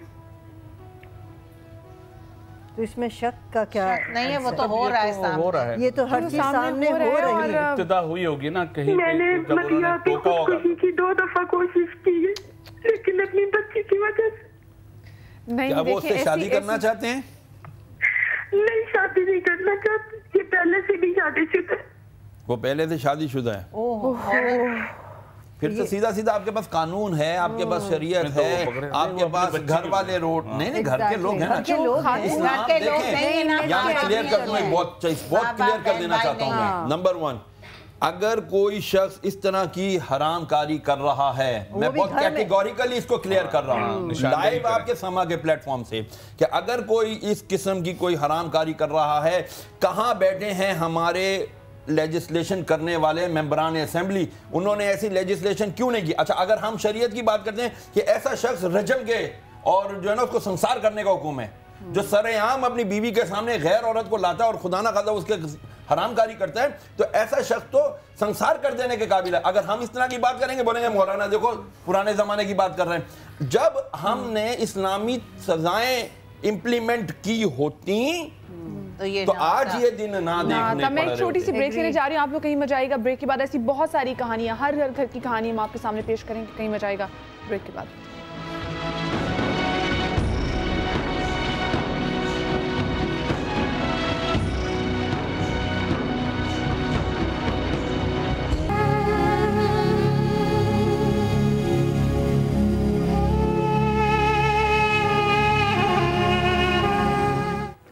Welcome back after the break. और आज का शो हम कर रहे हैं शक के बारे में, कि शक किस तरह से एक वो अज़दहा है जो कि ज़िंदगियाँ निगल जाता है, आपकी ज़िंदगियों की खुशियाँ निगल जाता है। और अभी जैसे हम बात कर रहे थे, हमारे कॉलर्स भी आए, तो कुछ का तो शक की प्रॉब्लम थी, और कुछ की जो ख़वातीन हैं जो वो शक करती हैं, तो वो जो शक बाद में सही साबित हुआ, और फिर किस तरह से ज़िंदगी की प्रॉब्लम है। जो ख़वातीन जो शक करती हैं उनकी सिक्स सेंस बहुत तेज़ होती है, वो चीज़ें पकड़ लेती हैं। तो यार साहब से इस बारे से बात करेंगे, लेकिन अभी कॉलर हमारे साथ लाइन पर है। अस्सलाम वालेकुम जी। हेलो, अस्सलाम वालेकुम जी। वालेकुम अस्सलाम। मैं आयशा शेखुपुरा से बात कर रही हूँ। जी आयशा, क्या कहना चाहोगे? मैं कहना चाहती हूँ कि मेरे अब्बू बहुत नाजायज़ ताल्लुक़ रखते हैं एक दूसरे से, तो सब कुछ हमारे सामने करते हैं, लेकिन शक वो उल्टा हम पर करते हैं। मेरी रिश्ते की बात चल रही थी, वो कहते हैं कि आपके बारे में रिश्ता नहीं मिला, मैंने अपने लिए ढूंढ ली। हर दूसरे दिन एक नई औरत से मिलते हैं, हर दूसरे दिन सब कुछ हमारे सामने करते हैं। आयशा आपकी वालिदा हयात हैं? आपकी वालिदा जिंदा हैं? तो आपकी ये कब से हो रहा है? कितने आपके बहन भाई हैं? अब तो ये तो खैर शक है, ये तो हो रहा है, और खैर वो खुद कर रहे हैं, लेकिन अपने दिमाग में फितूर ऐसा है कि वो आप पे शक करते हैं। जी, वो मैंने जब से होश संभाली है तब से यही कुछ देखते आ रहे हैं। तो ये तो जिनसी मेरी अम्मी बहुत बर्दाश्त करती हैं, अब वो उनसे नहीं बोलती हैं, लेकिन मेरे अब्बू खुद हमें कहते हैं मैं इसको बुलाता हूँ, ये मेरी तरफ नहीं आती, इसलिए मैं किसी और तरफ जाता हूँ। अच्छा, चलो, ये तो उन्होंने तो नफ्सियाती मरीज है, रिश्ते का भी बैलेंस नहीं रखा जो माँ बेटी या बाप बेटी का होता है। तो बड़ी अजीब तकलीफ दे सी बात है, और ये तो समझे कि क़यामत की निशानियां हैं, इनको तो क़यामत की निशानियां कहेंगे, और उन साहब पर अल्लाह का कहर अब तक क्यों नहीं नाज़िल हुआ। एक चीज़ मैं और ऐड करना चाहूँगी मदिया, जितने भी लोग शक कर रहे होते हैं, मुझे ऐसा लगता है कि शायद उन लोगों के अपने अंदर या उनकी अपनी एक्टिविटीज़ में या उनकी अपनी लाइफ में ज़रूर कुछ ऐसा होता है शक करने जैसा, तो उनको लगता है कि अगर मैं ये कर रहा हूँ या मैं ये कर रही हूँ तो सामने वाला भी कर सकता है। अगर आपको ये पता हो कि आप इस तरह का कोई भी काम नहीं कर रहे जिससे आपकी बीवी को या आपके शौहर को या आपकी बेटी को या आपके बाप को शक होगा, तो आप दूसरे पे कभी शक नहीं दूसरे पे भी, क्योंकि अगर आप अपनी लाइन स्ट्रेट रखते हैं ना, तो आपको कभी दूसरे बंदे पे शक करने की इतनी जरूरत नहीं, क्योंकि इनके दिमाग में गलाजत इतनी है कि वो आगे आगे कॉलर हमारे साथ एक और हैं। जी जी जी, आपा मैं बात कर रही हूँ। अस्सलाम वालेकुम जी। वालेकुम अस्सलाम जी, कौन बात कर रही हैं? मैं तहसीन द्वारा बात कर रही हूँ। जी तहसीन, क्या कहना चाहेंगी? मैं ये कहना चाहूंगी कि ना, गलती दोनों तरफ होती है, एक लड़की की भी होती है और एक लड़के की भी होती है। जी बिल्कुल। लड़का भी अच्छा नहीं होता और ना ही लड़की होती है। लड़का शक तब करता है जब लड़की की तरफ कुछ देखता है, तो लड़की भी शक तब करती है। आपकी जिंदगी में शक ने कोई तबाही मचाई? आपकी जिंदगी में ऐसा शक है आपके किसी रिश्ते में जिससे आपकी जिंदगी मुतासिर हुई हो? नहीं, फिलहाल मैंने तो शादी नहीं की। मैंने अपनी अम्मी को बोल दिया कि मैंने शादी करनी नहीं है, क्योंकि आपकी जिंदगी में शक बैठ गया कि पता नहीं जब आपकी शादी होगी तो आपकी मियाँ कैसे होंगे। नेक्स्ट कॉलर हमारे साथ है। अस्सलाम वालेकुम जी। हेलो हेलो जी, अस्सलाम वालेकुम जी। वालेकुम सलाम जी, कौन साहिबा बात कर रही हैं? जी मैं फौजिया बात कर रही हूँ। जी फौजिया जी, क्या कहना चाहेंगी? जी मैंने अपने हस्बैंड के बारे में बात करनी थी। जी जी बताइए बहन। मेरे हस्बैंड में जो आप बात कर रही हैं कि मैं शक करती हूँ, वो मेरे से लड़ते हैं आके। मैंने खुद उनकी बातें सुनी है, रिकॉर्डिंग सुनी, हर चीज़ सुनी है, मिलते भी लड़की से, फिर आके मेरे से लड़ते हैं, बच्चों को भी बोलते हैं। मैं क्या करूँ, मैं परेशान इतनी हूँ कि मुझसे बात नहीं हो रही। ना मेरी अम्मी और ना अबू ना भाई, मैं किसके पास हूँ? मैं इतनी तंग हूँ कि मैं बच्चों को छोड़ भी नहीं सकती। और ये बहुत सारे घरों की, सिर्फ आपकी स्टोरी नहीं है, बहुत सारे घरों की ऐसी स्टोरी हम बात करेंगे नेक्स्ट और कॉल में। फिर क्योंकि क्या करूँ, कॉल्स है ना बहुत ज़्यादा इंपॉर्टेंट है, क्योंकि इतनी कॉल्स आ रही हैं और हर बंदा इतना परेशान है जब हम शक की बात करते हैं, क्योंकि शक ने इतनी ज़िंदगियाँ ख़राब करती हैं। कॉलर साथ हैं। अस्सलाम वालेकुम जी। अस्सलाम वालेकुम जी वालेकुम अस्सलाम। कौन बात कर रही हैं? मिसेस जावेद मुल्तान से। जी जी, क्या कहना चाहेंगी आप? मदीहा, मुझे ये कहना था कि मतलब अल्हम्दुलिल्लाह मेरी शादी को 15 साल हो चुके हैं। जी जी। मेरे भी हस्बैंड के साथ मेरे बहुत अच्छे ताल्लुक रहे हैं। जी जी। उन्होंने कभी किसी किस्म का कोई शक नहीं किया, मुझे फुल आज़ादी दी। अल्हम्दुलिल्लाह मैं बहुत पर्दा हूँ। तो ये नहीं कि खाली औरत ही गलत होती है, बाज़ जगह मर्द भी गलत होते हैं ना। तो हम जो है ना वो एक तरफ डिसाइड नहीं कर सकते कि मर्द गलत है या औरत। जी जी। आप दोनों को ही गलत कह सकती हैं और शक बिल्कुल नहीं करना चाहिए। मेरे हस्बैंड ने आज तक मेरे मोबाइल को कभी हाथ नहीं लगाया था। ऐसा ही होना चाहिए। बहुत शुक्रिया आपकी कॉल का कि जी आप एक दूसरे की प्रिवेसी इन्वेट नहीं करनी चाहिए। आप जितना अगले को सफोकेट करेंगे, मेरा बिल्कुल तजर्बा यूँ तो नहीं है, लेकिन मेरे ख्याल से आप जितना जिस रिश्ते को सफोकेट करते हैं, फिर वो सांस लेने के लिए मुझे जरूर करते हैं। मैं हमारे पास एक स्टोरी भी उनके पास भी जाएंगे, बहन यहाँ पर आई, लेकिन पैनलिस्ट क्योंकि काफ़ी देर से हमारे बात करना चाहते हैं, जहाँ आप बात नहीं देखो ना, हम काफ़ी देर से जो हम डिस्कशन कर रहे हैं जी। उसके अंदर शक के साथ साथ और भी चीज़ें हम लोग साथ साथ डिस्कस, क्योंकि जाहिर बात है वो लाजिम और मलजूम है। जब आप शक करते हैं तो घर के प्रॉब्लम्स भी क्रिएट होते हैं, और फिर बच्चों का मसला, और फिर एडल्ट्री का, और इसका उसका। लेकिन देखो, रिलेशनशिप्स की अगर हम बात करते हैं, हम यहाँ इसलिए बैठे थे कि बहुत सी रिलेशनशिप्स आपकी ज़िंदगी में होती हैं, माँ बाप से, शौहर से, घर के अंदर। तो किसी भी रिलेशनशिप के लिए उसकी बुनियादी चीज़ जो है कि वो अच्छी हो, वो ट्रस्ट है। यस। जब वो ट्रस्ट नहीं रहता तो फिर शक जन्म लेता है, डेवलप होता है। तो जब अच्छा, आम तौर से मैंने जो महसूस किया है, मैंने अच्छी खासी अब ज़िंदगी गुजार ली है, तो उसमें ये होता है कि जब आप अपने अंदर कोई कमी महसूस करते हैं तो दूसरे पे आप शक करना शुरू कर देते हैं। वो ये कॉम्प्लेक्सेस जो हैं वो आपको मजबूर करते हैं। आप मेरे ख्याल से इस चीज़ से मुत्तफिक हैं या नहीं है, लेकिन जो मेरा मुशाहिदा है वो यही है कि बहुत सी जगह ऐसा है कि एक शादी है कि किसी की हुई है, लड़की जो है वो ज़्यादा तालीम याफ्ता है, लड़का ज़रा सा कम तालीम याफ्ता है, तो उसके अंदर ये मसले हो जाते हैं कि वो उसके ऊपर वो शक करने लगता है, क्योंकि ये तो मुझसे लोग इसकी तरफ ज़्यादा रुजू हो रहे हैं, मेरी तरफ कम रुजू हो रहे हैं। तो ये चीज़ें जो हैं शक को जन्म देती हैं। और फिर यही पे मर्द हज़रात को एक मसला होता है कि तुम्हें तो वो बंदा पसंद आएगा ना जो ज़्यादा पढ़ा। हाँ एग्जैक्टली। तो इस किस्म की चीज़ें जो होती है ना, तो ये ट्रस्ट जो होता है, तो उसको जब जिस दिन वो मजरू हो जाता है,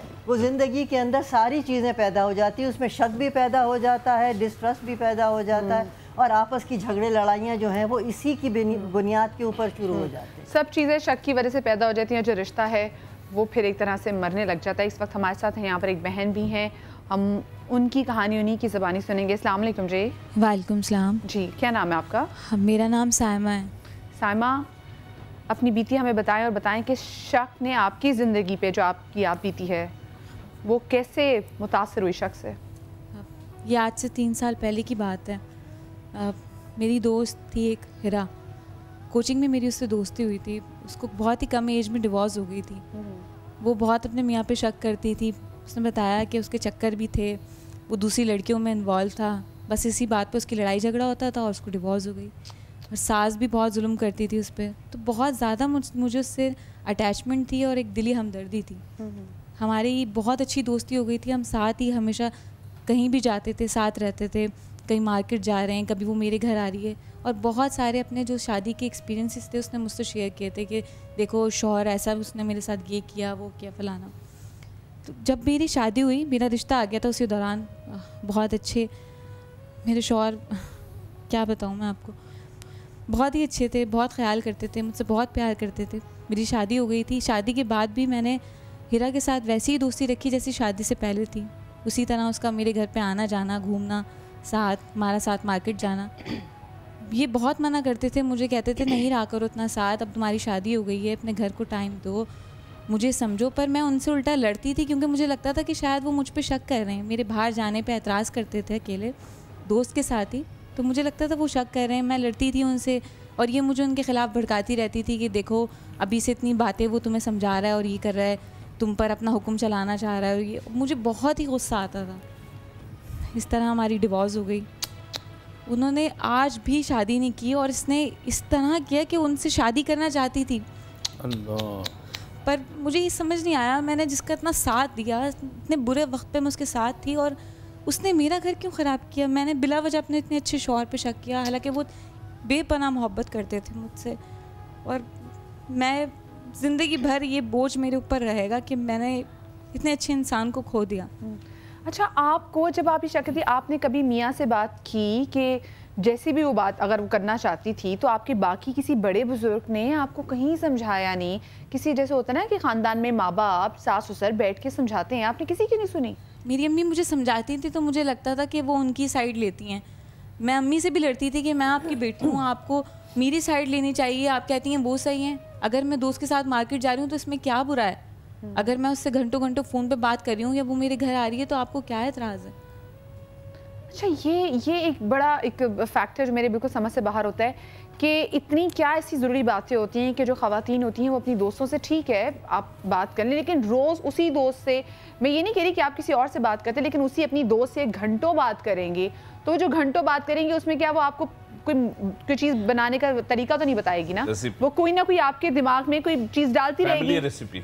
और बहुत सारी ख़वातीन ऐसी होती हैं, फैमिली आपने बात की, बहुत सारी ख़वातीन ऐसी होती हैं जो थोड़ी बहुत जलन में, क्योंकि उनकी अपनी ज़िंदगी अच्छी नहीं गुजरी होती, तो वो आपके ज़हन में वो चीज़ डाल रही होंगी कि ऐसा होगा, ऐसी चीज़ होगी। क्यों मुबशरा? बिल्कुल। अब मैं इसमें कुछ कहूँगी। जी बिल्कुल मिसेस खान। देखें, मैं बताऊँ, मेरे हस्बैंड तो एडवर्टाइजिंग एजेंसी चलाते थे और पहले अपने चचाओं के साथ मैनहट्टन में एडवर्टाइजिंग एजेंसी में एग्जेक्टिव, सीनियर एग्जेक्टिव थे। जी। उन्होंने बहुत सी लड़कियों को इंट्रोड्यूस किया। आज वो एक्ट्रेसेस भी बन चुकी थी, उस ज़माने में बहुत बड़ी एक्ट्रेसेस भी बन चुकी थी। वो सारी डिटेल्स मुझे भी बताते थे, मैं तो बहुत हंसी खुशी सुनती थी। कभी कुछ कोई आ भी जाती थी घर पे, मान लेती कि हमारी आम आवाम से डिफरेंट है वो घर पे भी आ जाती थी। मेरी सास उनको बताया करती थी मुझको कि वो भी आती थी, वो भी आती थी, वो तो घर पे आ जाती थी, बड़ी लंबी चौड़ी बातें डिस्कशन होती थी। मैं तो कभी केयर फ्री रहती थी। अभी भी वो अगर लड़की से 4 घंटे मुझे पता होगा कि वो किसी टॉपिक पे बात कर रहे होंगे या किसी चीज पे, मैंने तो कभी कान नहीं धरा। अब तो ना वो उन्होंने कभी मेरा मोबाइल चेक किया, ना मैंने कभी उनका मोबाइल चेक किया। वो हमेशा लड़कियों से भी बात करते, लेकिन हम दोनों में इतना प्यार है कि वो ना मेरे बगैर रह सकते। आपकी शादी को कितने साल हुए? 40 साल हो गए। तो 40 साल में उस टाइम तो मोबाइल नहीं था ना, अब क्या फायदा? 40 साल बाद इंसान ने क्या करना है? और टॉप मोस्ट मॉडल से मिला लेकिन आपको वो जो सुने मिसेस खान, देखें वो आपको जो कुछ बताते थे, आपको क्या पता उसमें क्या क्या एडिट किया उन्होंने? क्या नहीं मुझे उनकी हरकतों पर आपकी बेगम अगर बीवी खाना तो कौन पागल ऐसी हरकत करे? यस सर, या तो देखें एक खातून ऐसी होती है, एक अगर मैं शक करती रहती मेरा घर भी, आप तो मुझ पे उंगली उठा रही हैं, एक मुझ पे शक ना करें ना। मैं एक छोटी सी बात करना चाहता हूँ, एक सिर्फ जरा सा, कि इनकी बात ऐसे ही है जैसे कुछ खवातीन जो थोड़ी सी ब्रॉड माइंडेड होती हैं या उनको अपना घर चलाना होता है, उनमें से एक खातून हैं, बल्कि मैं अपना ज़ाती बता रहा हूँ। मेरी कोई बात हुई, मेरी वाइफ को मुझ पे शक हुआ, शक क्या था, यकीन था। वो कह रहे थे मैं शक नहीं करती, यकीन करती हूँ। तो उसने उस पर एक शेर सुना दिया परवीन शाकिर का कि वो जहाँ भी गया लौटा तो मेरे पास आया, बस यही बात है अच्छी मेरे हर जाए भी कह दिया, सारी ये बात भी हो गई। आपने जो बात की है बिल्कुल मैं मानता हूँ, लेकिन कुछ शक की जो हमारा जो बेसिक एक है कि हमारे शक की कुछ मोमेंट्स हैं। देखें, बीवियां शौहर इतना बीवी को नहीं पहचान पाता जितनी बीवियां जो उनकी एक सेंस होती है कि शौहर ने अगर आज यूं किया है तो यूं करके क्यों निकले, ऐसे तो नहीं निकलते। और आज अगर ये जो ज्यादा तैयार हो रहे हैं, परफ्यूम ज्यादा लगा लिया, अच्छा कुछ बीवियां शक क्या करती है किस बात पे, अगर शेप बड़ी है क्या बात है आजकल किसके चक्कर में भाई शेव बढ़ाई हुई आपने? अगर शेव किया हुआ है, ओहो कहाँ जा रहे हैं भाई? ये जो यहाँ बैठी में जो हंस रही मुझे लग रहा है ये ऐसी बातें करती है, ऐसी करती है ना? नहीं तो अब आप ये देखें, नहीं ये जो शक चीजें हैं जो मैं बिल्कुल आप भी बिल्कुल कहेंगे, अभी हम जो बात कर रहे थे कि हम जिस तरह ब्रॉड माइंडेड होना, ब्रॉड माइंडेड और देखें एडवांस होने में फर्क है। मॉडर्न, ब्रॉड माइंडेड और बेशर्म होने में भी और बेशर्म, वही मैं आगे चला गया ना, वो लफ्ज को मैं क्लियर नहीं कह रहा। होता क्या है कि हमारी अपनी आंखों की देखी चीजें जब हमें पता है कि इस दूध में मक्खी गिर गई है तो हम उसको ज़ाहिर नहीं पिएंगे। तो कुछ चीज़ें अगर हम लोगों को पता चल रही हैं तो उसके बड़े खूबसूरत तरीके हैं बीवी से पूछने के या बीवी के शौहर से पूछने। देखिए मुझे एक चीज़ आपकी पता चली है, जो घर निभाना जानते हैं उनको वो तरीका आता। अगर हम शुरू में ही गुस्सा कर लेंगे तो फिर प्यार कब करेंगे? अगर हम शुरू में थोड़ी सी चीजों के लिए बड़ा खूबसूरत, जब देखा मूड अच्छा है, भाई ख्याल रखो खाने पीने का, प्यार करो, बिल्कुल स्प्रे कर दो उसके आपसे तो आपके हस्बैंड डर के भी ख्याल रखेंगे। मदिया एक बात में इस टॉपिक से थोड़ा सा हट के मैं आपसे ही मतलब थोड़ी सी गुजारिश करूंगी कि हम लोग अपनी इबादत के अंदर बाज़ वक्त नमाज पढ़ते में हम भूल जाते हैं, हम पूरी नमाज भी पढ़ लेते हैं, फिर एकदम से जहन में एक शक आता है कि क्या हमने पूरी रकात चार पढ़ी या तो ये पढ़ लेते तो ये भी एक शक ऐसा होता है जो आपको बहुत परेशान करता है। तो उस सिलसिले में आप जरा कुछ शक जो होता है ना, बेसिकली होता क्या है, ये वसवसा मैंने अर्ज किया ना, इसकी बुनियाद वसवसा होता है। वसवसा होता है आनन फानन, ऑन द स्पॉट आया गया। अब आपको वो एक खलिश रहेगी, यार कुछ हुआ था, मैंने 3 पढ़ी 4 पढ़ी, नहीं तो हम एक और पढ़ लेते हैं इजाफी, ठीक है, उसका मैं शरई मसला हल बाद में। लेकिन पहले जमाने की उम्मत देखें, पहले उम्मतों पे भी शक आने पर पकड़ नहीं थी, पहली उम्मतों में भी, लेकिन उस शक के ऊपर जम जाने पर पकड़ थी। लेकिन उम्मत मुस्लिमा हुजूर नबी अलैहिस्सलाम की बरकत से, उनके सदक़े में हमें वसवसा आए, शक आए, उसकी पकड़ नहीं है अनलेस के वो अमल करना लिया जाए। ठीक है ना? अब हमारे यहाँ मेजर जो प्रॉब्लम है उस पर कोई आ नहीं रहा। What is the main cause और what is the main reason of शक, specially in the case of me and बीवी? What is the reason? I will tell you. मोहब्बत, अंधी मोहब्बत। एक बीवी अपने शौहर पे शक इसलिए करती है कि she does not want to share her husband, वो अपने शौहर को शेयर नहीं करना चाहती, उसकी मोहब्बत को, उसके वक्त को, उसके मोबाइल को, उसकी किसी भी एक्टिविटी को। शी नीड्स कि ये मेरा है, मेरे बच्चों का रहे। ये इसकी अंधी मोहब्बत इसको शक में मुब्तला कर दी। वही बात आपकी, ये आज इतना करके क्यों गया? 37 साल लव मैरिज, मैं यहाँ 2 शेयर करूंगा छोटे छोटे वाकयात। 37 साल लव मैरिज के बाद 34 साल बाद बीवी को शक हुआ कि मेरा हस्बैंड, जिसके साथ मेरे 5 बच्चे हैं, जो सारे इंजीनियर्स और डॉक्टर्स बन गए, मेरा शौहर कुछ है मसला। इसलिए कहते हैं बीवी 39 लाख रगें हैं हमारे जिस्म में, 39 लाख। उसमें से कौन सी रग कब फड़कती है बीवी को सब पता होता है, डॉक्टरों को भी नहीं पता होता। चलिए ये तो चुटकुला लग गया। अब 37 साल शादी के अंदर उस बीवी को शक हुआ मेरे शौहर ने जरूर कहीं उसका मोबाइल चेक किया, सब कुछ किया। शौहर बहुत स्मार्ट था, बहुत स्मार्ट था। ही वाज अबाउट 58-60 इयर्स उसकी शौहर की उम्र हो गई है, 55 की उनकी। लव मैरिज बेहतरीन, कराची यूनिवर्सिटी की, बड़ी मशहूर और मारूफ, ठीक है, शादी हो गई, सब कुछ हो गया। लेकिन एक लव मैरिजेस जो होती है ना, मेरे पास जो मेरा अब तक का तजर्बा है वो यही है कि अक्सर लव मैरिजेस खत्म हो जाती है, एक्सपेक्टेशन ज्यादा हो जाती है। मैं आपकी बात को डिनाई नहीं कर रहा, लेट मी कंप्लीट। फिर उसके बाद क्या होता है, उसको शक हुआ, 1 बंदा 2 बंदा, खुद अपने बेटे को पीछे लगाया, पता चला जी वो साहब दूसरी एक औरत से शादी कर चुके हुए थे। मेरे पास केस आया, मैंने कहा बीबी उसने निकाह ही किया ना, हरामकारी तो नहीं की, why are you forcing him to go for the गलत बात? क्यों आप उसको फोर्स करें वो गलत काम करे? उसने निकाह किया, नहीं मुझे नहीं चाहिए। फिर नतीजा क्या हुआ, झगड़े फसाद, घर टूटते टूटते बच गया। एंड क्या हुआ कि वो जो सेकंड वाइफ थी उसको तलाक देना पड़ी। उसने अपना घर बचाया, या मर्द ने अपना घर बचाया। तो सारी जगह औरतें ही, मर्द खराब नहीं होते, औरतें भी खराब होती। अब भी मुझे फोन आया, हम सुन रहे थे, हाँ जी, वो खातून के साथ क्या है, उस अपनी यानी वो मर्द जवान है, ही इज अबाउट 32, बेबी को 27-28 साल की है, 3-4 बच्चे हैं उनके। शौहर अपनी बीवी की बड़ी क्लोज कजन के साथ रिलेशनशिप कायम करने के चक्करों में वो बीवी ने पकड़ लिया। वही वाली बात जो कॉल आई थी, ऊपर उसका घर था, नीचे दुकान थी, उसने बहरहाल नोट कर लिया। वही बात है ना, शौहर को जानती है बीवी, वो डिनाई करता रहा, गालियां देता रहा, मारता रहा, पीटता रहा, बिलाखिर वो अपने बाप के घर गई। ससुर भी जानता था, सब घर वाले जानते थे कि ये गलत हमारा बेटा ही है। यहाँ मैं इसलिए अर्ज कर रहा हूँ कि गलत कोई भी हो सकता है, ये कोई आसमानी सहीफा नहीं है कि सिर्फ औरत ही गलत होगी या मर्द ही गलत होगा। एनीबॉडी कुड बी यानी गिल्टी। उसका नतीजा बाप ने कहा बेटी तुम मेरे पास रहो, छोड़ दे, ले जा भाई अपने बच्चे ले जा। लेकिन उस बेटी ने कमाल अक्लमंदी का मुजाहरा किया, क्योंकि वो उससे शदीद मोहब्बत करती थी और उसने भी कहा मैं शदीद मोहब्बत करता हूँ। आज अल्हम्दुलिल्लाह दोनों घर बैठे। आज देखिए एक बात मैं बताऊं अपनी माँ की, शक था, मेरे वालिद ने 2 शादियां की। एक मेरी माँ पहली थी, फिर उन्होंने अपनी किसी ऑफिस में सेक्रेटरी वगैरह से की होगी। लेकिन जब मेरी माँ को पता चला कि उन्होंने शादी कर ली, मेरी माँ बिल्कुल खामोश रही। मेरी माँ 8 साल तक अपने माँ बाप के घर नहीं गई कि कहीं मेरा घर ना टूट जाए। अब मेरे 3 बच्चे हैं, मेरे माँ बाप बूढ़े कैसे चलाएंगे? उन्होंने कोई लड़ाई नहीं की, उन्होंने वैसे ही मेरे बाप की खिदमत की। मेरे वालिद 8 दिन 7-6 दिन मेरी माँ के पास थे, ऑफ डेज पर एक दिन उसके पास रहते थे, रहे मेरी माँ के पास। उसको पूरा खर्चा और उसके दोनों बच्चों का पूरा खर्चा देते थे। उसका एक पहला बच्चा था, उसको भी पढ़ाया। तो शक थोड़ा बहुत अम्मी को हुआ होगा। मेरी अम्मी ने इतना हम लोग से डिस्कस नहीं करती थी कि उसके बच्चे डिस्टर्ब ना हो। इतना बड़ा दिल होगा औरत का, अच्छा, उसने उनको भी रेज किया। औरत अगर चुप रहे। अस्सलाम वालेकुम जी, अस्सलाम वालेकुम जी, कौन बात कर रहा है जी? कौन साहिबा बात कर रही हैं जी? मैं किरण कराची से बात कर रही हूँ। जी किरण, क्या कहना चाहोगी?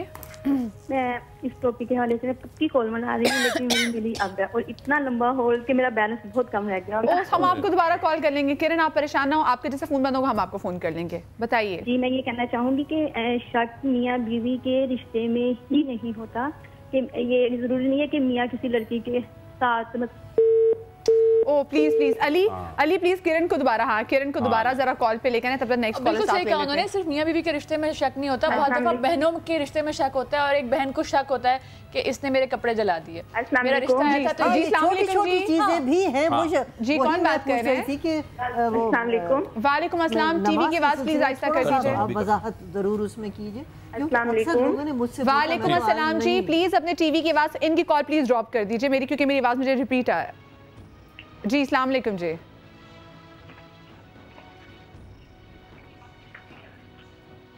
ये नेक्स्ट कॉलर हम ले लेते हैं। अस्सलाम वालेकुम जी।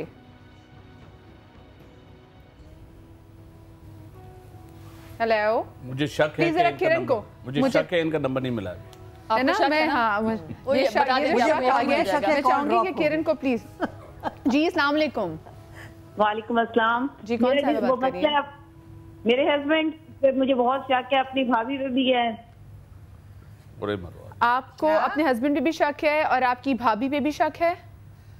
बिल्कुल, इन दोनों का इतनी अरसे से 4-5 साल से अफेयर चल रहा है। मुझे पता तो था, लेकिन मैं इनको कहती थी, लेकिन अपने मियाँ से ज्यादा मुझे अपनी भाभी पे बहुत ट्रस्ट था। देवर किधर है? हेलो जी जी। आपके भाई क्या करते हैं? आपके भाई को पता है क्या? मेरे भाई को नहीं पता, उसने अपने भाई को भी वो कहा है नहीं, मैं वैसे ही बात करती हूँ, कोई भी नहीं है आपस का जो हमारा इतना करीबी जो रिश्ता है बड़ा। तो क्या लेकिन अपनी भाभी पे ट्रस्ट है। इस मुझे सामने उसने कसमें कुरान उठा लिए कि नहीं मेरा कोई नहीं। जब मैंने अपनी आंखों से देखा कि इनके ताल्लुकात, मेरे बच्चा होने वाला था, तो मैं वहाँ पे रह रही थी खिला कर, मैंने इनको आपस में देखा किस करते हुए, उसके बावजूद भी वो औरत नहीं चाहती थी। इन्ना लिल्लाहि व इन्ना इलैहि राजिऊन। मैं एक छोटी सी ब्रेक लेने जा रही हूँ, कहीं मैं जाके बात करते हैं।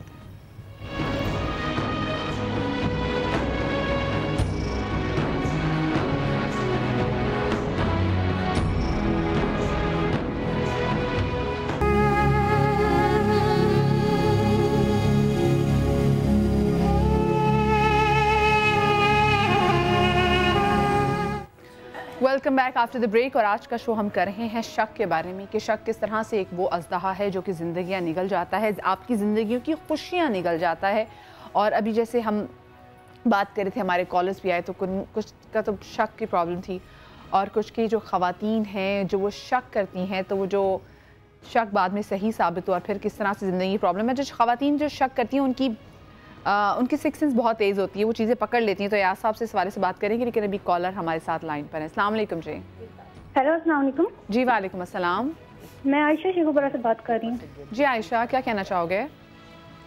मैं कहना चाहती हूँ कि मेरे अब्बू बहुत नाजायज़ ताल्लुक़ रखते हैं एक दूसरे से, तो सब कुछ हमारे सामने करते हैं, लेकिन शक उल्टा हम पर करते हैं। मेरी रिश्ते की बात चल रही थी, वो कहते हैं कि आपके बारे में रिश्ता नहीं मिला, मैंने अपने लिए ढूंढ ली। हर दूसरे दिन एक नई औरत से मिलते हैं, हर दूसरे दिन सब कुछ हमारे सामने करते हैं। आयशा आपकी वालिदा हयात हैं? आपकी वालिदा जिंदा हैं? तो आपकी ये कब से हो रहा है? कितने आपके बहन भाई हैं? अब तो ये तो खैर शक है, ये तो हो रहा है और खैर वो खुद कर रही हैं, लेकिन अपने दिमाग में फितूर ऐसा है कि वो आप पे शक करते हैं। जी, वो मैंने जब से होश संभाली है तब से यही कुछ देखते आ रहे हैं। तो ये तो जिनसी मेरी अम्मी बहुत बर्दाश्त करती हैं, अब वो उनसे नहीं बोलती हैं, लेकिन मेरे अब्बू खुद हमें कहते हैं मैं इसको बुलाता हूँ, ये मेरी तरफ नहीं आती, इसलिए मैं किसी और तरफ जाता हूँ। अच्छा चलो, ये तो उन्होंने तो नफसियाती मरीज है, रिश्ते का भी बैलेंस नहीं रखा जो माँ बेटी या बाप बेटी का होता है। तो बड़ी अजीब तकलीफ दे सी बात है। और ये तो समझे कि क़यामत की निशानियां हैं, इनको तो क़यामत की निशानियां कहेंगे और उन साहब पर अल्लाह का कहर अब तक क्यों नहीं नाज़िल हुआ। एक चीज़ मैं और ऐड करना चाहूँगी मदिया, जितने भी लोग शक कर रहे होते हैं, मुझे ऐसा लगता है कि शायद उन लोगों के अपने अंदर या उनकी अपनी एक्टिविटीज़ में या उनकी अपनी लाइफ में ज़रूर कुछ ऐसा होता है शक करने जैसा। तो उनको लगता है कि अगर मैं ये कर रहा हूँ या मैं ये कर रही हूँ तो सामने वाला भी कर सकता है। अगर आपको ये पता हो कि आप इस तरह का कोई भी काम नहीं कर रहे जिससे आपकी बीवी को या आपके शौहर को या आपकी बेटी को या आपके बाप को शक होगा, तो आप दूसरे पे कभी शक नहीं दूसरे पे भी, क्योंकि अगर आप अपनी लाइन स्ट्रेट रखते हैं ना, तो आपको कभी दूसरे बंदे पे शक करने की इतनी जरूरत नहीं, क्योंकि उनके दिमाग में गलाजत इतनी है कि वो आगे कॉलर हमारे साथ एक और हैं। जी जी जी, आपा मैं बात कर रही हूँ। अस्सलाम वालेकुम जी। वालेकुम अस्सलाम जी, कौन बात कर रही हैं? मैं तहसीन ज़ारा बात कर रही हूँ। जी तहसीन, क्या कहना चाहेंगी? मैं ये कहना चाहूँगी कि ना गलती दोनों तरफ होती है, एक लड़की की भी होती है और एक लड़के की भी होती है। जी बिल्कुल। लड़का भी अच्छा नहीं होता और ना ही लड़की होती है। लड़का शक तब करता है जब लड़की की तरफ कुछ देखता है तो लड़की भी शक तब करती है। आपकी जिंदगी में शक ने कोई तबाही मचाई? आपकी जिंदगी में ऐसा शक है आपके किसी रिश्ते में जिससे आपकी जिंदगी मुतासिर हुई हो? नहीं, फिलहाल मैंने तो शादी नहीं की। मैंने अपनी अम्मी को बोल दिया कि मैंने शादी करनी नहीं है, क्योंकि आपकी जिंदगी में शक बैठ गया कि पता नहीं जब आपकी शादी होगी तो आपकी मियाँ कैसे होंगे। नेक्स्ट कॉलर हमारे साथ है। अस्सलाम वालेकुम जी। हेलो जी, अस्सलाम वालेकुम जी। वालेकुम सलाम जी, कौन साहिबा बात कर रही हैं? जी मैं फौजिया बात कर रही हूँ। जी फौजिया जी, क्या कहना चाहेंगी? जी मैंने अपने हस्बैंड के बारे में बात करनी थी। जी जी बताइए बहन। मेरे हस्बैंड में जो आप बात कर रही हैं कि मैं शक करती हूँ, वो मेरे से लड़ते हैं आके। मैंने खुद उनकी बातें सुनी है, रिकॉर्डिंग सुनी, हर चीज़ सुनी है, मिलते भी लड़की से, फिर आके मेरे से लड़ते हैं, बच्चों को भी बोलते हैं। मैं क्या करूँ, मैं परेशान इतनी हूँ कि मुझसे बात नहीं हो रही। ना मेरी अम्मी और ना अबू ना भाई, मैं किसके बात में इतनी तंग हूँ कि मैं बच्चों को छोड़ भी नहीं सकती। और ये बहुत सारे घरों की, सिर्फ आपकी स्टोरी नहीं है, बहुत सारे घरों की ऐसी स्टोरी हम बात करेंगे नेक्स्ट और कॉल में। फिर क्योंकि क्या करूँ, कॉल्स है ना बहुत ज़्यादा इंपॉर्टेंट है, क्योंकि इतनी कॉल्स आ रही हैं और हर बंदा इतना परेशान है जब हम शक की बात करते हैं, क्योंकि शक ने इतनी ज़िंदगियाँ ख़राब कर दी हैं। कॉलर साथ हैं। अस्सलाम वालेकुम जी। अस्सलाम वालेकुम जी वालेकुम अस्सलाम, कौन बात कर रही हैं? मिसेस जावेद मुल्तान से। जी जी, क्या कहना चाहेंगी आप? मदीहा, मुझे ये कहना था कि मतलब अल्हम्दुलिल्लाह मेरी शादी को 15 साल हो चुके हैं। जी जी। मेरे भी हस्बैंड के साथ मेरे बहुत अच्छे ताल्लुक रहे हैं। जी जी। उन्होंने कभी किसी किस्म का कोई शक नहीं किया, मुझे फुल आज़ादी दी। अल्हम्दुलिल्लाह मैं बहुत पाक पर्दा हूँ। तो ये नहीं कि खाली औरत ही गलत होती है, बाज़ जगह मर्द भी गलत होते हैं ना। तो हम जो है ना वो एक तरफ डिसाइड नहीं कर सकते कि मर्द गलत है या औरत। जी जी। आप दोनों को ही गलत कह सकती हैं और शक बिल्कुल नहीं करना चाहिए। मेरे हस्बैंड ने आज तक मेरे मोबाइल को कभी हाथ नहीं लगाया था। ऐसा ही होना चाहिए। बहुत शुक्रिया आपकी कॉल का कि जी आप एक दूसरे की प्रिवेसी इन्वेट नहीं करनी चाहिए। आप जितना अगले को सफोकेट करेंगे, मेरा बिल्कुल तजर्बा यूँ तो नहीं है, लेकिन मेरे ख्याल से आप जितना जिस रिश्ते को सफोकेट करते हैं फिर वो सांस लेने के लिए मुँह इधर जरूर करते हैं। मैं हमारे पास एक स्टोरी भी उनके पास भी जाएंगे, बहन यहाँ पर आई, लेकिन पैनलिस्ट क्योंकि काफ़ी देर से हमारे बात करना चाहते हैं, जहाँ आप बात नहीं देखो ना, हम काफ़ी देर से जो हम डिस्कशन कर रहे हैं जी। उसके अंदर शक के साथ साथ और भी चीज़ें हम लोग साथ साथ डिस्कस, क्योंकि जाहिर बात है वो लाजिम मलजूम है। जब आप शक करते हैं तो घर के प्रॉब्लम्स भी क्रिएट होते हैं, और फिर बच्चों का मसला, और फिर एडल्ट्री का, और इसका उसका।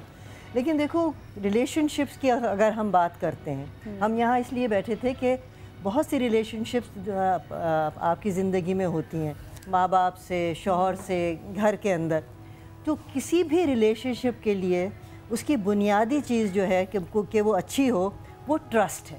yes. जब वो ट्रस्ट नहीं रहता तो फिर शक जन्म लेता है, डेवलप होता है। तो जब अच्छा, आम तौर से मैंने जो महसूस किया है, मैंने अच्छी खासी अब ज़िंदगी गुजार ली है, तो उसमें ये होता है कि जब आप अपने अंदर कोई कमी महसूस करते हैं तो दूसरे पे आप शक करना शुरू कर देते हैं। वो ये कॉम्प्लेक्सेस जो हैं वो आपको मजबूर करते हैं। आप मेरे ख्याल से इस चीज़ से मुत्तफिक हैं या नहीं है, लेकिन जो मेरा मुशाहिदा है वो यही है कि बहुत सी जगह ऐसा है कि एक शादी है कि किसी की हुई है, लड़की जो है वो ज़्यादा तालीम याफ्ता है, लड़का ज़रा सा कम तालीम याफ्ता है, तो उसके अंदर ये मसले हो जाते हैं कि वो उसके ऊपर वो शक करने लगता है, क्योंकि ये तो मुझसे लोग इसकी तरफ ज़्यादा रुजू हो रहे हैं, मेरी तरफ कम रुजू हो रहे हैं। तो ये चीज़ें जो हैं शक को जन्म देती हैं। और फिर यही पे मर्द हज़रात को एक मसला होता है कि तुम्हें तो वो बंदा पसंद आएगा ना जो ज़्यादा पढ़ा। हाँ एग्जैक्टली। तो इस किस्म की चीज़ें जो होती हैं ना, तो ये ट्रस्ट जो होता है जी, तो उसको जब जिस दिन वो मजरू हो जाता है, वो ज़िंदगी के अंदर सारी चीज़ें पैदा हो जाती हैं, उसमें शक भी पैदा हो जाता है, डिस्ट्रस्ट भी पैदा हो जाता है, और आपस की झगड़े लड़ाइयाँ जो हैं वो इसी की बुनियाद के ऊपर शुरू हो जाती हैं। सब चीज़ें शक की वजह से पैदा हो जाती हैं, जो रिश्ता है वो फिर एक तरह से मरने लग जाता है। इस वक्त हमारे साथ यहाँ पर एक बहन भी हैं, हम उनकी कहानी उन्हीं की ज़बानी सुनेंगे। अस्सलाम वालेकुम जी। वालेकुम सलाम जी। क्या नाम है आपका? मेरा नाम सायमा है।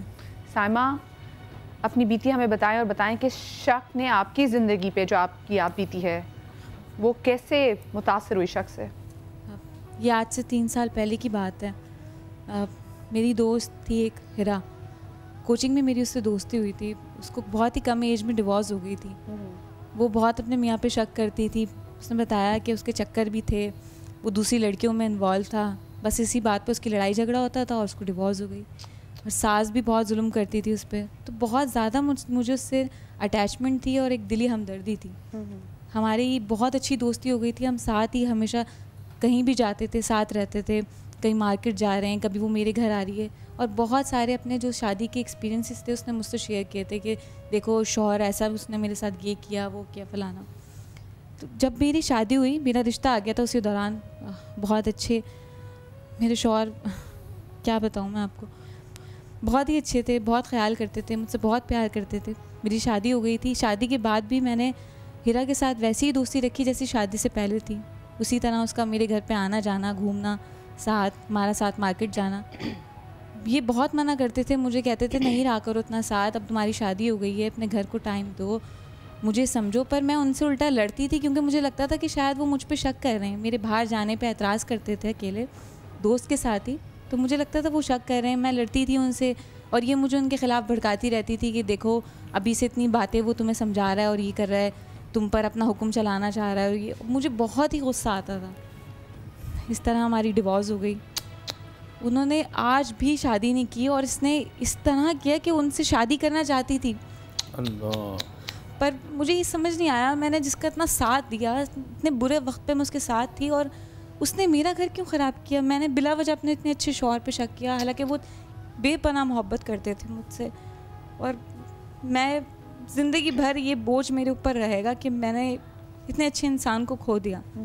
अच्छा, आपको जब आप ये शक थी, आपने कभी मियाँ से बात की कि जैसी भी वो बात अगर वो करना चाहती थी, तो आपके बाकी किसी बड़े बुजुर्ग ने आपको कहीं समझाया नहीं? किसी जैसे होता है ना कि ख़ानदान में माँ बाप, सास ससुर बैठ के समझाते हैं, आपने किसी की नहीं सुनी? मेरी अम्मी मुझे समझाती थी, तो मुझे लगता था कि वो उनकी साइड लेती हैं। मैं अम्मी से भी लड़ती थी कि मैं आपकी बेटी हूँ, आपको मेरी साइड लेनी चाहिए, आप कहती हैं वो सही हैं। अगर मैं दोस्त के साथ मार्केट जा रही हूँ तो इसमें क्या बुरा है? अगर मैं उससे घंटों घंटों फ़ोन पे बात कर रही हूँ या वो मेरे घर आ रही है तो आपको क्या एतराज़ है? अच्छा, ये एक बड़ा एक फैक्टर जो मेरे बिल्कुल समझ से बाहर होता है कि इतनी क्या ऐसी ज़रूरी बातें होती हैं कि जो ख़वातीन होती हैं वो अपनी दोस्तों से ठीक है आप बात कर लें, लेकिन रोज़ उसी दोस्त से, मैं ये नहीं कह रही कि आप किसी और से बात करते, लेकिन उसी अपनी दोस्त से घंटों बात करेंगे, तो जो घंटों बात करेंगे उसमें क्या वो आपको कोई चीज़ बनाने का तरीका तो नहीं बताएगी ना, वो कोई ना कोई आपके दिमाग में कोई चीज़ डालती रहेगी। रेसिपी। और बहुत सारी खवातीन ऐसी होती हैं, फैमिली और फिर बात की, बहुत सारी खवातीन ऐसी होती हैं जो थोड़ी बहुत जलन में, क्योंकि उनकी अपनी ज़िंदगी अच्छी नहीं गुजरी होती, तो वो आपके ज़हन में वो चीज़ डाल रही होंगी कि ऐसा होगा, ऐसी चीज़ होगी। क्यों मुबशरा? बिल्कुल। अब मैं इसमें कुछ कहूँगी। जी जी बिल्कुल मिसेस खान। देखें, मैं बताऊँ, मेरे हस्बैंड तो एडवर्टाइजिंग एजेंसी चलाते थे और पहले अपने चचाओं के साथ मैनहट्टन में एडवर्टाइजिंग एजेंसी में एग्जीक्यूटिव, सीनियर एग्जीक्यूटिव थे। जी जी। उन्होंने बहुत सी लड़कियों को इंट्रोड्यूस किया। आज वो एक्ट्रेसेस भी बन चुकी थी, उस ज़माने में बहुत बड़ी एक्ट्रेसेस भी बन चुकी थी। वो सारी डिटेल्स मुझे भी बताते थे, मैं तो बहुत हंसी खुशी सुनती थी। कभी कुछ कोई आ भी जाती थी घर पे, मान लेती कि हमारी आम आवाम से डिफरेंट है। वो घर पे भी आ जाती थी, मेरी सास उनको बताया करती थी मुझको कि वो भी आती थी, वो भी आती थी, वो तो घर पे आ जाती थी, बड़ी लंबी चौड़ी बातें डिस्कशन होती थी। मैं तो कभी केयर फ्री रहती थी। अभी भी वो अगर लड़की से 4 घंटे मुझे पता होगा कि वो किसी टॉपिक पे बात कर रहे होंगे या किसी चीज पे, मैं तो कभी कान नहीं धरा। अब तो ना वो उन्होंने कभी मेरा मोबाइल चेक किया, ना मैंने कभी उनका मोबाइल चेक किया। वो हमेशा लड़कियों से भी बात करते, लेकिन हम दोनों में इतना प्यार है कि वो ना मेरे बगैर रह सकते। आपकी शादी को कितने साल हुए? 40 साल हो गए। तो 40 साल में उस टाइम तो मोबाइल नहीं था ना, अब क्या फायदा 40 साल बाद इंसान ने क्या करना।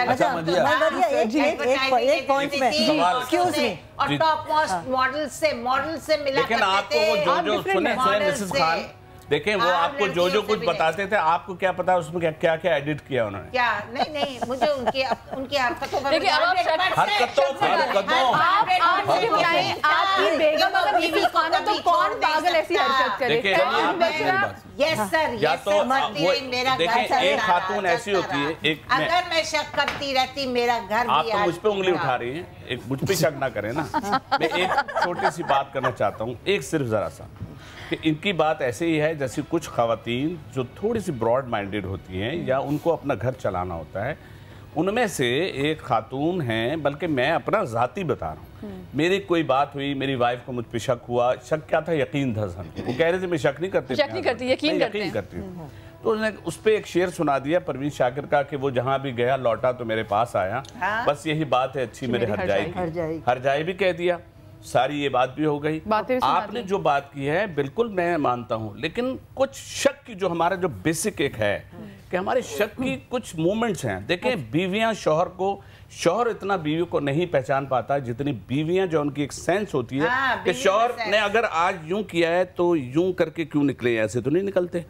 और आज अगर ये जो ज्यादा तैयार हो रहे हैं, परफ्यूम ज्यादा लगा लिया अच्छा, तो कुछ बीवियां शक क्या करती है किस बात पे, अगर शेव बड़ी है, क्या बात है आजकल किसके चक्कर में भाई शेव बढ़ाई हुई आपने, अगर शेव किया हुआ है, ओहो कहाँ जा रहे हैं भाई। ये जो यहाँ बैठी में जो हंस रही मुझे लग रहा है ये ऐसी बातें करती है, ऐसे करती है ना। नहीं तो अब आप ये देखें, नहीं ये जो शक की चीजें हैं जो मैं बिल्कुल आप भी बिल्कुल कहेंगे, अभी हम जो बात कर रहे थे कि हम जिस तरह ब्रॉड माइंडेड होना, ब्रॉड माइंडेड और देखें एडवांस होने में फर्क है, मॉडर्न ब्रॉड माइंडेड और बेशरम होने में भी और बेशरम, वही मैं आगे चला गया ना, वो लफ्ज को मैं क्लियर नहीं कह रहा। होता क्या है कि हमारी अपनी आंखों की देखी चीजें जब हमें पता है कि इस दूध में मक्खी गिर गई है तो हम उसको ज़ाहिर नहीं पिएंगे। तो कुछ चीज़ें अगर हम लोगों को पता चल रही हैं तो उसके बड़े खूबसूरत तरीके हैं बीवी से पूछने के या बीवी के शौहर से पूछने। देखिए मुझे एक चीज़ आपकी पता चली है, जो घर निभाना जानते हैं उनको वो तरीका आता। अगर हम शुरू में ही गुस्सा कर लेंगे तो फिर प्यार कब करेंगे? अगर हम शुरू में थोड़ी सी चीजों के लिए बड़ा खूबसूरत, जब देखा मूड अच्छा है, भाई ख्याल रखो, खाने पीने का प्यार करो,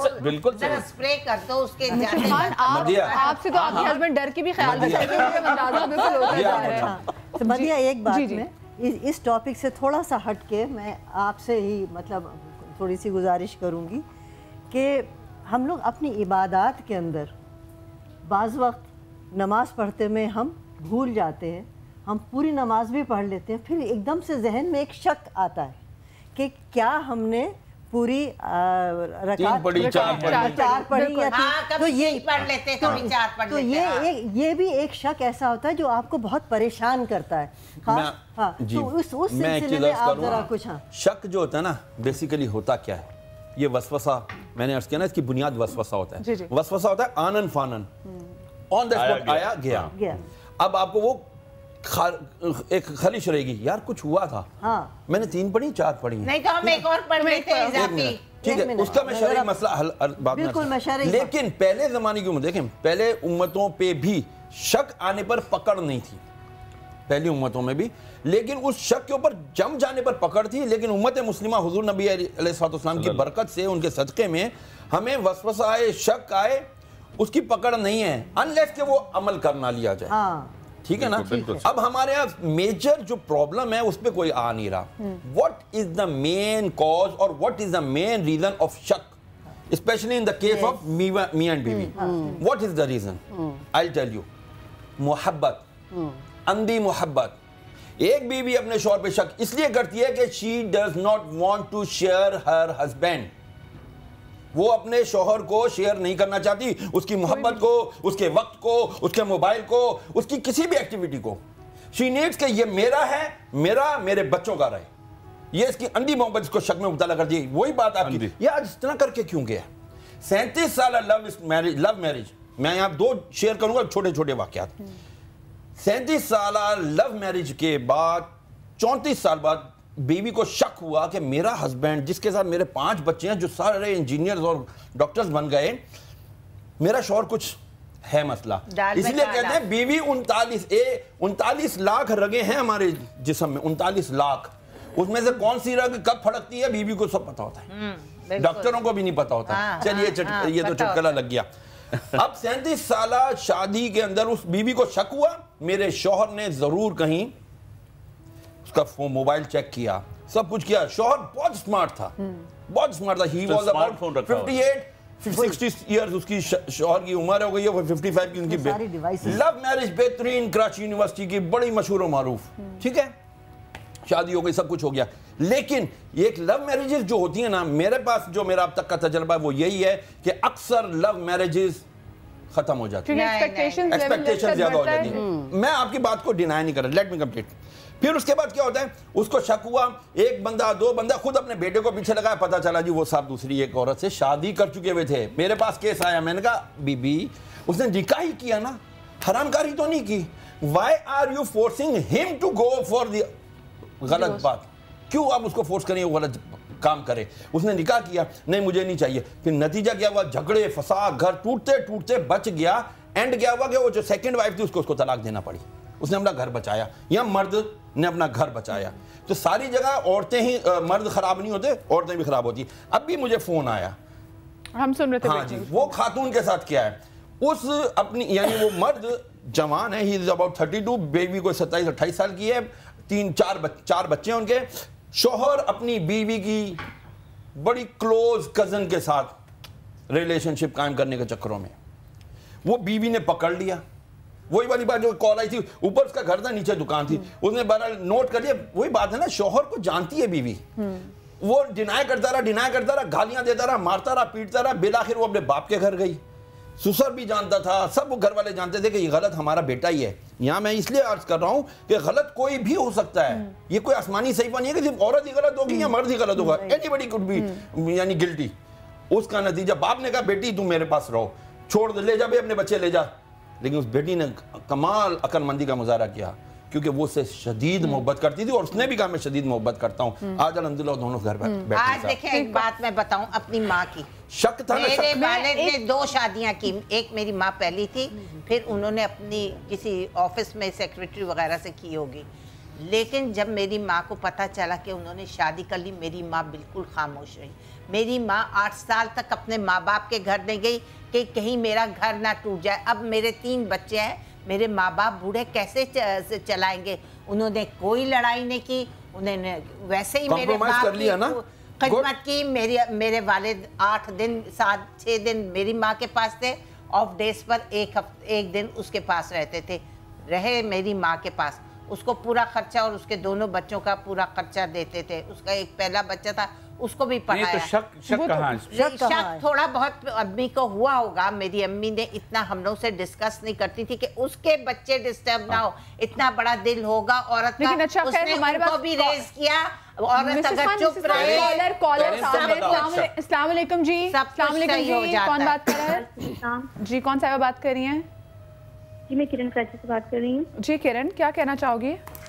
मैं इस टॉपिक के हवाले से पक्की कॉल बना रही हूँ, लेकिन मेरी मिली अब है और इतना लंबा होल कि मेरा बैलेंस बहुत कम रह गया। हम आपको दोबारा कॉल कर लेंगे। किरण आप परेशान ना हो, आपके जैसे फोन बंद होगा हम आपको फोन कर लेंगे। बताइए जी। मैं ये कहना चाहूँगी कि शक मियाँ बीवी के रिश्ते में ही नहीं होता, कि ये जरूरी नहीं है कि मियाँ किसी लड़की के साथ ओ प्लीज प्लीज अली प्लीज किरण को दोबारा किरण को दोबारा जरा कॉल पे लेकर तब तक नेक्स्ट कॉल बिल्कुल सही कहा उन्होंने। सिर्फ मियां बीवी के रिश्ते में शक नहीं होता, बहुत दफा बहनों के रिश्ते में शक होता है और एक बहन को शक होता है कि इसने मेरे कपड़े जला दिए, मेरा रिश्ता आया था। तो जी छोटी चीजें भी हैं। मुझे जी कौन बात कर रहे हैं? वालेकुम अस्सलाम। टीवी की आवाज प्लीज आहिस्ता कर दीजिए, वजाहत जरूर उसमें कीजिए। वालेकुम अस्सलाम जी। प्लीज अपने टीवी की आवाज, इनकी कॉल प्लीज ड्रॉप कर दीजिए मेरी, क्योंकि मेरी आवाज मुझे रिपीट आया जी। अस्सलाम वालेकुम जी।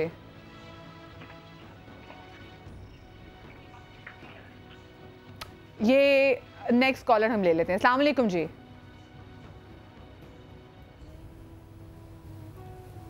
हेलो, मुझे शक है जरा किरण को, मुझे शक है इनका नंबर नहीं मिला है ना। मैं मैं चाहूंगी कि किरण को प्लीज। जी अस्सलाम वालेकुम। वालेकुम अस्सलाम जी। कौन सा बात कर रही हैं? मेरे हस्बैंड पे मुझे बहुत शक है, अपनी भाभी पे भी है। आपको अपने हस्बैंड पे भी शक है और आपकी भाभी पे भी शक है? बिल्कुल।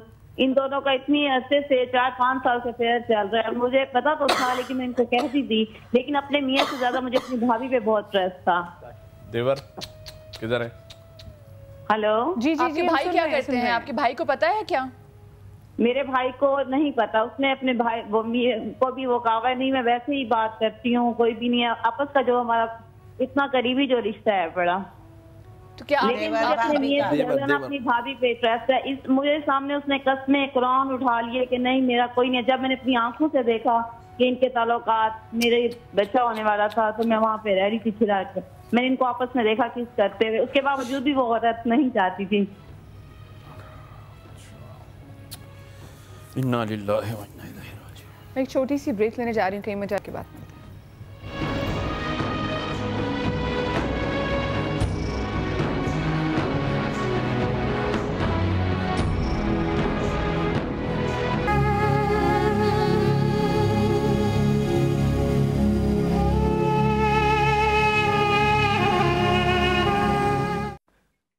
यार अली, तेरी जॉब का क्या हुआ? मिली कि नहीं मिली? क्या बताऊं फात, मैं तो ज़िंदगी से बहुत तंग आ गया हूँ। रोज़ाना निकलता हूँ रोडों पे, डिग्रियाँ पकड़ी होती हैं, लेकिन एक जॉब पे जो मिलते ही नहीं है। क्या हो गया यार? तू तो अच्छा खासा पढ़ा लिखा है, तुझे तो जॉब ढूंढने की तो ज़रूरत ही नहीं पड़नी चाहिए। पढ़ा लिखा, खाक पढ़ा लिखा, इससे अच्छा ना ही पढ़ा लिखा होता तो बेहतर था यार। इंसान की किस्मत भी अच्छी होनी चाहिए। मेरी मान, किसी मल्टीनेशनल कंपनी में अप्लाई कर, इंशाल्लाह तेरा अच्छा हो जाएगा यार। तुझे क्या लगता है यार?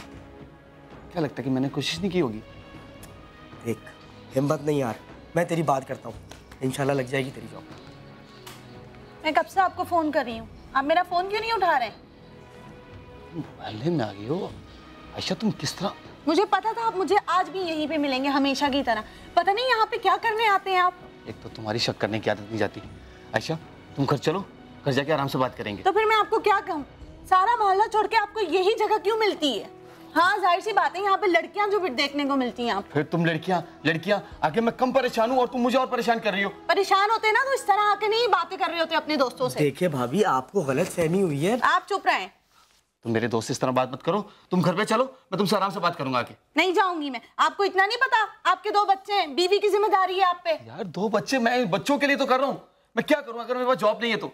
बच्चों के लिए जॉब देख रहा हूँ। बच्चों के लिए कर रहे होते ना तो मुझे नहीं रुला रहे होते। एक तो फोन भी नहीं उठा रहे होते मेरा। भाभी कम से कम आहिस्ता बात करें, महल्ला है ये, घर नहीं है यार। अली ये मामले घर जाके भी सॉल्व हो सकते हैं। मुझे बताएं आपके काम का क्या हुआ। मुझे जलील करवा तुम, और जलील करवाओ। सच बोल रही हूँ मैं, जलील नहीं करवा रही आपको। हजारों लोग। तुम घर पे चलो, घर पे जाके आराम से बात करेंगे। इस तरह मेरे साथ देख, मेरे दोस्त खड़े हैं, लोग और भी हैं। उनको भी तो पता क्या करते हैं? अच्छा तुम घर चलो ना, तुम्हें जब कह रहा हूँ।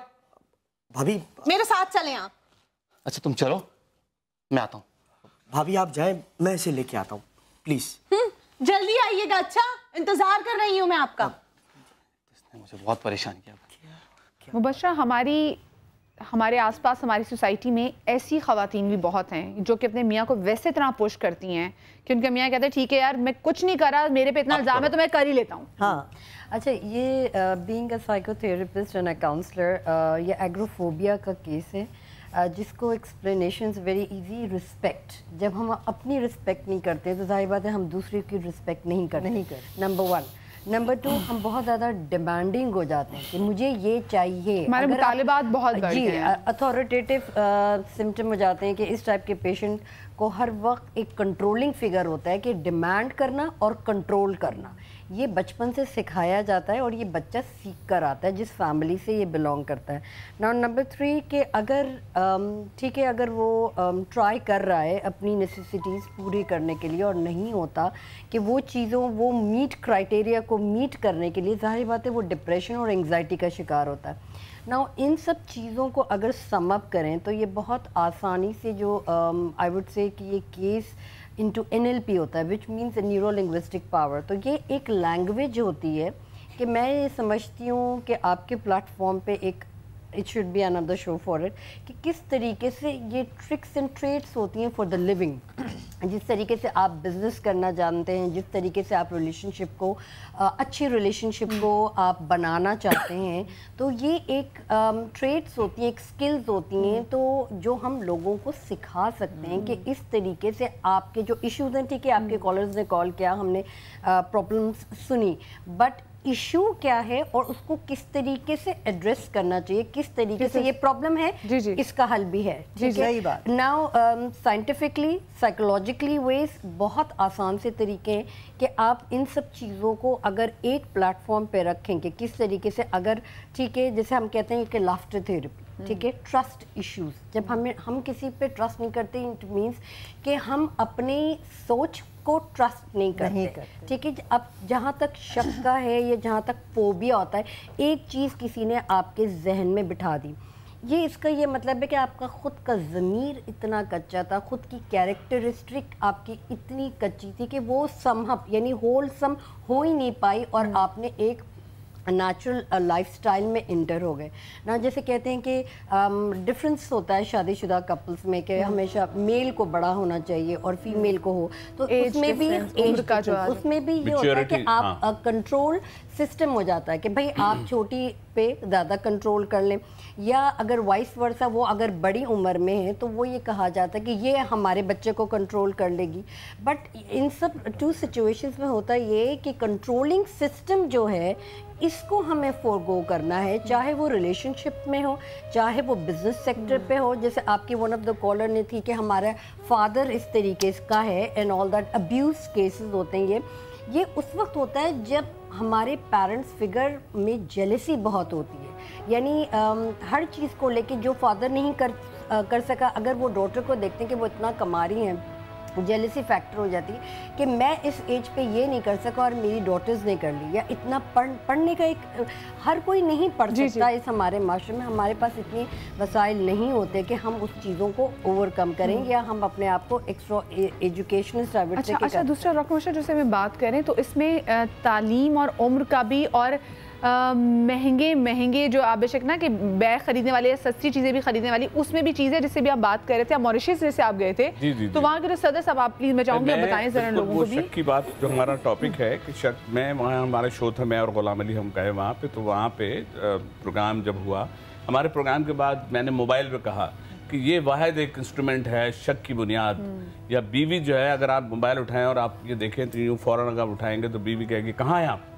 किधर हैं आप, ये इतनी आवाज़ें कहाँ से आ रही है। तो वो मुझे कह रहे हैं कि mister Ayaz Khan, you know that what happened with me whenever I address the nation live, then after that and I check my phone, there are so many calls of my wife when she was watching me live on TV। उसके बावजूद वो देख भी नहीं phone कर रही है, क्या पता रिकॉर्डिंग हो।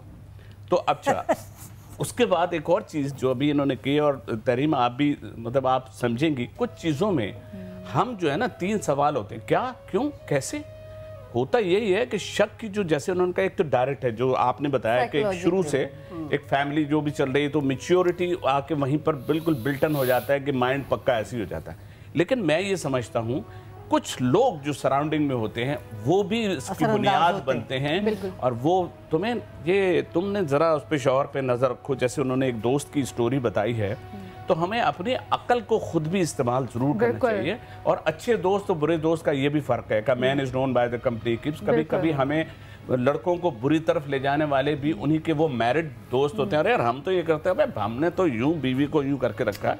तो मैं ये समझता हूँ कि और दूसरे लोग देखें, दूसरे हमेशा जो आपकी कंपनी में लोग हैं या फैमिली में लोग हैं या सास है, बहू है, उसकी देवरानी वाला केस आया, इन सारी चीज़ों में कभी छुपाना नहीं चाहिए। अगर आपको कोई आपके किसी ने मिसगाइड आपको किया है तो तहरीम आप समझती हैं कि देखें हम लोग जब फैमिली लाइफ में आते हैं तो आप क्या समझते हैं? देखें ना आप, देखिए आया साहब, मैं आपको एक चीज़ बताऊं, ये जो शक की बुनियाद है, जैसे इन्होंने बड़ी अच्छी उसकी तारीफ की कि जी ये शैतान है, ये वसवसे डालता है। तो चाहे वो आपकी नमाज में वसवसे डाल रहा हो, चाहे वो आपकी और किसी रिश्ते में हो या मियाँ बीवी के रिश्ते में हो, एक तो आपकी यकीन नहीं है, ट्रस्ट नहीं है जो भी आप काम कर रहे हैं या जो भी आपका रिलेशनशिप है। दूसरा, हमारे यहाँ रिश्तों में जो अभी जिस तरह की बातें हमने सुनी और कॉल्स ली, ये रियलिस्टिक चीजें हैं और ये हमारे ही इर्द गिर्द हो रही है। बहुत सारे लोग उसको कवर अप कर जाते हैं, कारपेट के नीचे डाल देते हैं अपनी सारी डस्ट को और दूसरों को दिखाते नहीं है। आपके अंदर अगर अपने किसी भी रिश्ते को लेकर रिस्पेक्ट है तो आप उसको सही लेके चलेंगे। अगर बाप को अपनी बेटी की रिस्पेक्ट है तो वो कभी उसके ऑफिस में, स्कूल में, कॉलेज में, फ्रेंड्स में जाके नहीं पूछेगा कि ये किसके साथ जासूसियां नहीं करते फिरेंगे। बिल्कुल होता ये मदिया कि जो भी हम केस स्टडीज़ कहें, ये मुफ्ती साहब एग्री करेंगे मुझसे कि कोई भी केस स्टडीज़ आता है तो first of all to begin with कि हमारी अपनी जो फीलिंग्स हैं वो कहाँ है। हमारी फीलिंग इन सब चक्रात में लॉस्ट हो गई है, राइट ना। सेकंड, ये आपका कि आपने उर्दू में मैक्सिमम बात करनी ताकि जो घर में ज़्यादा ख़वातीन है वो समझ सके डॉक्टर मुबशरा क्या बात कर रही हैं।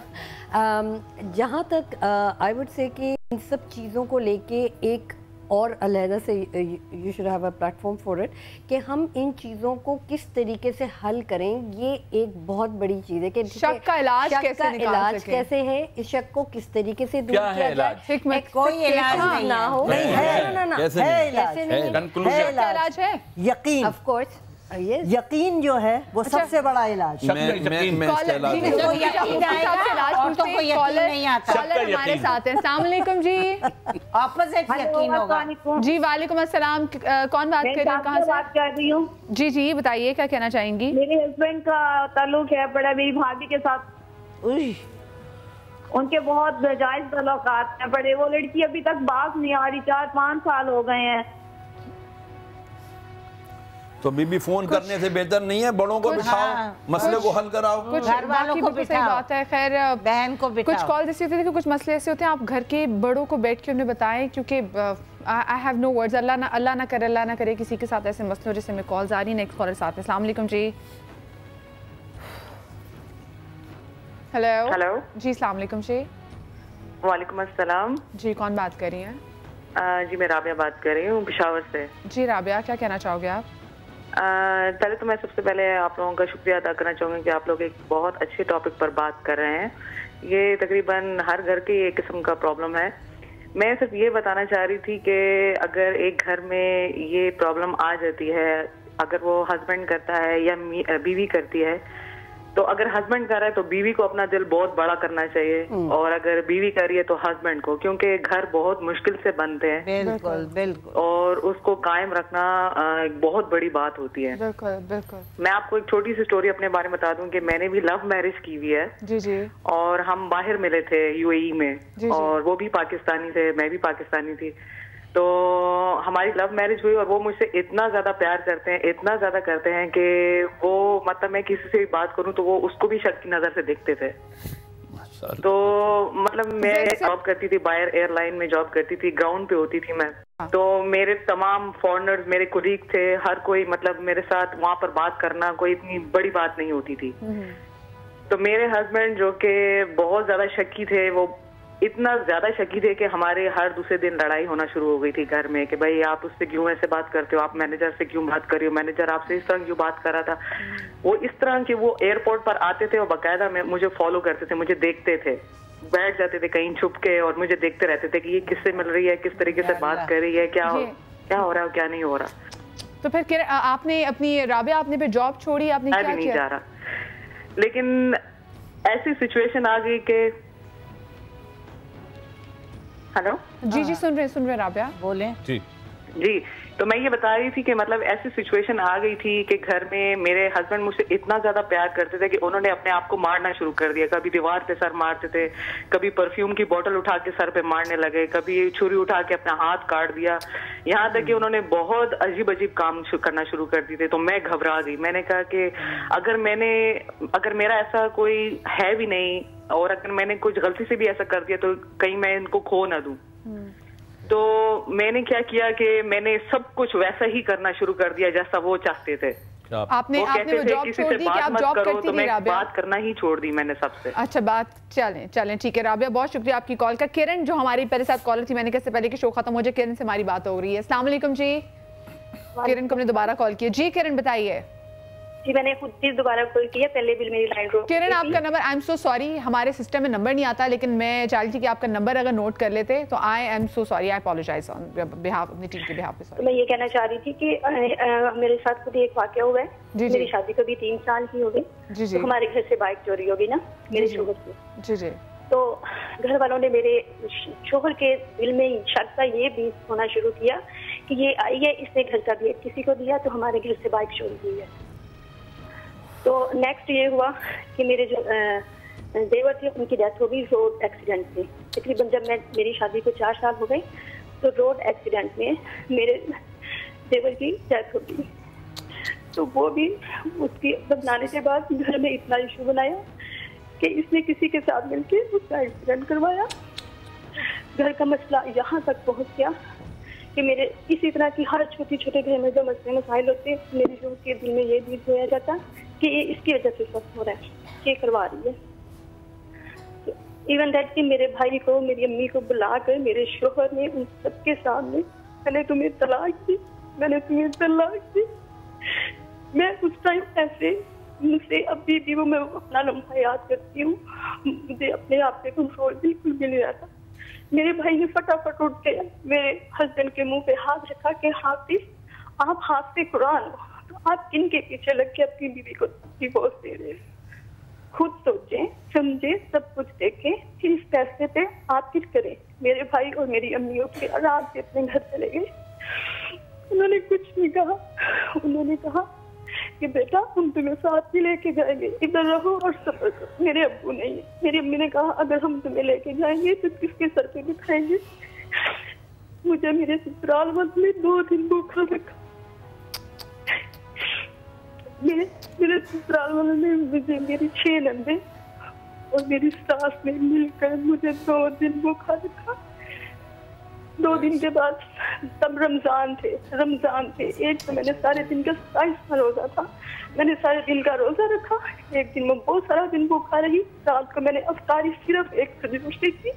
अगले 2 दिन फिर मुझे कमरे में भूखा रखा।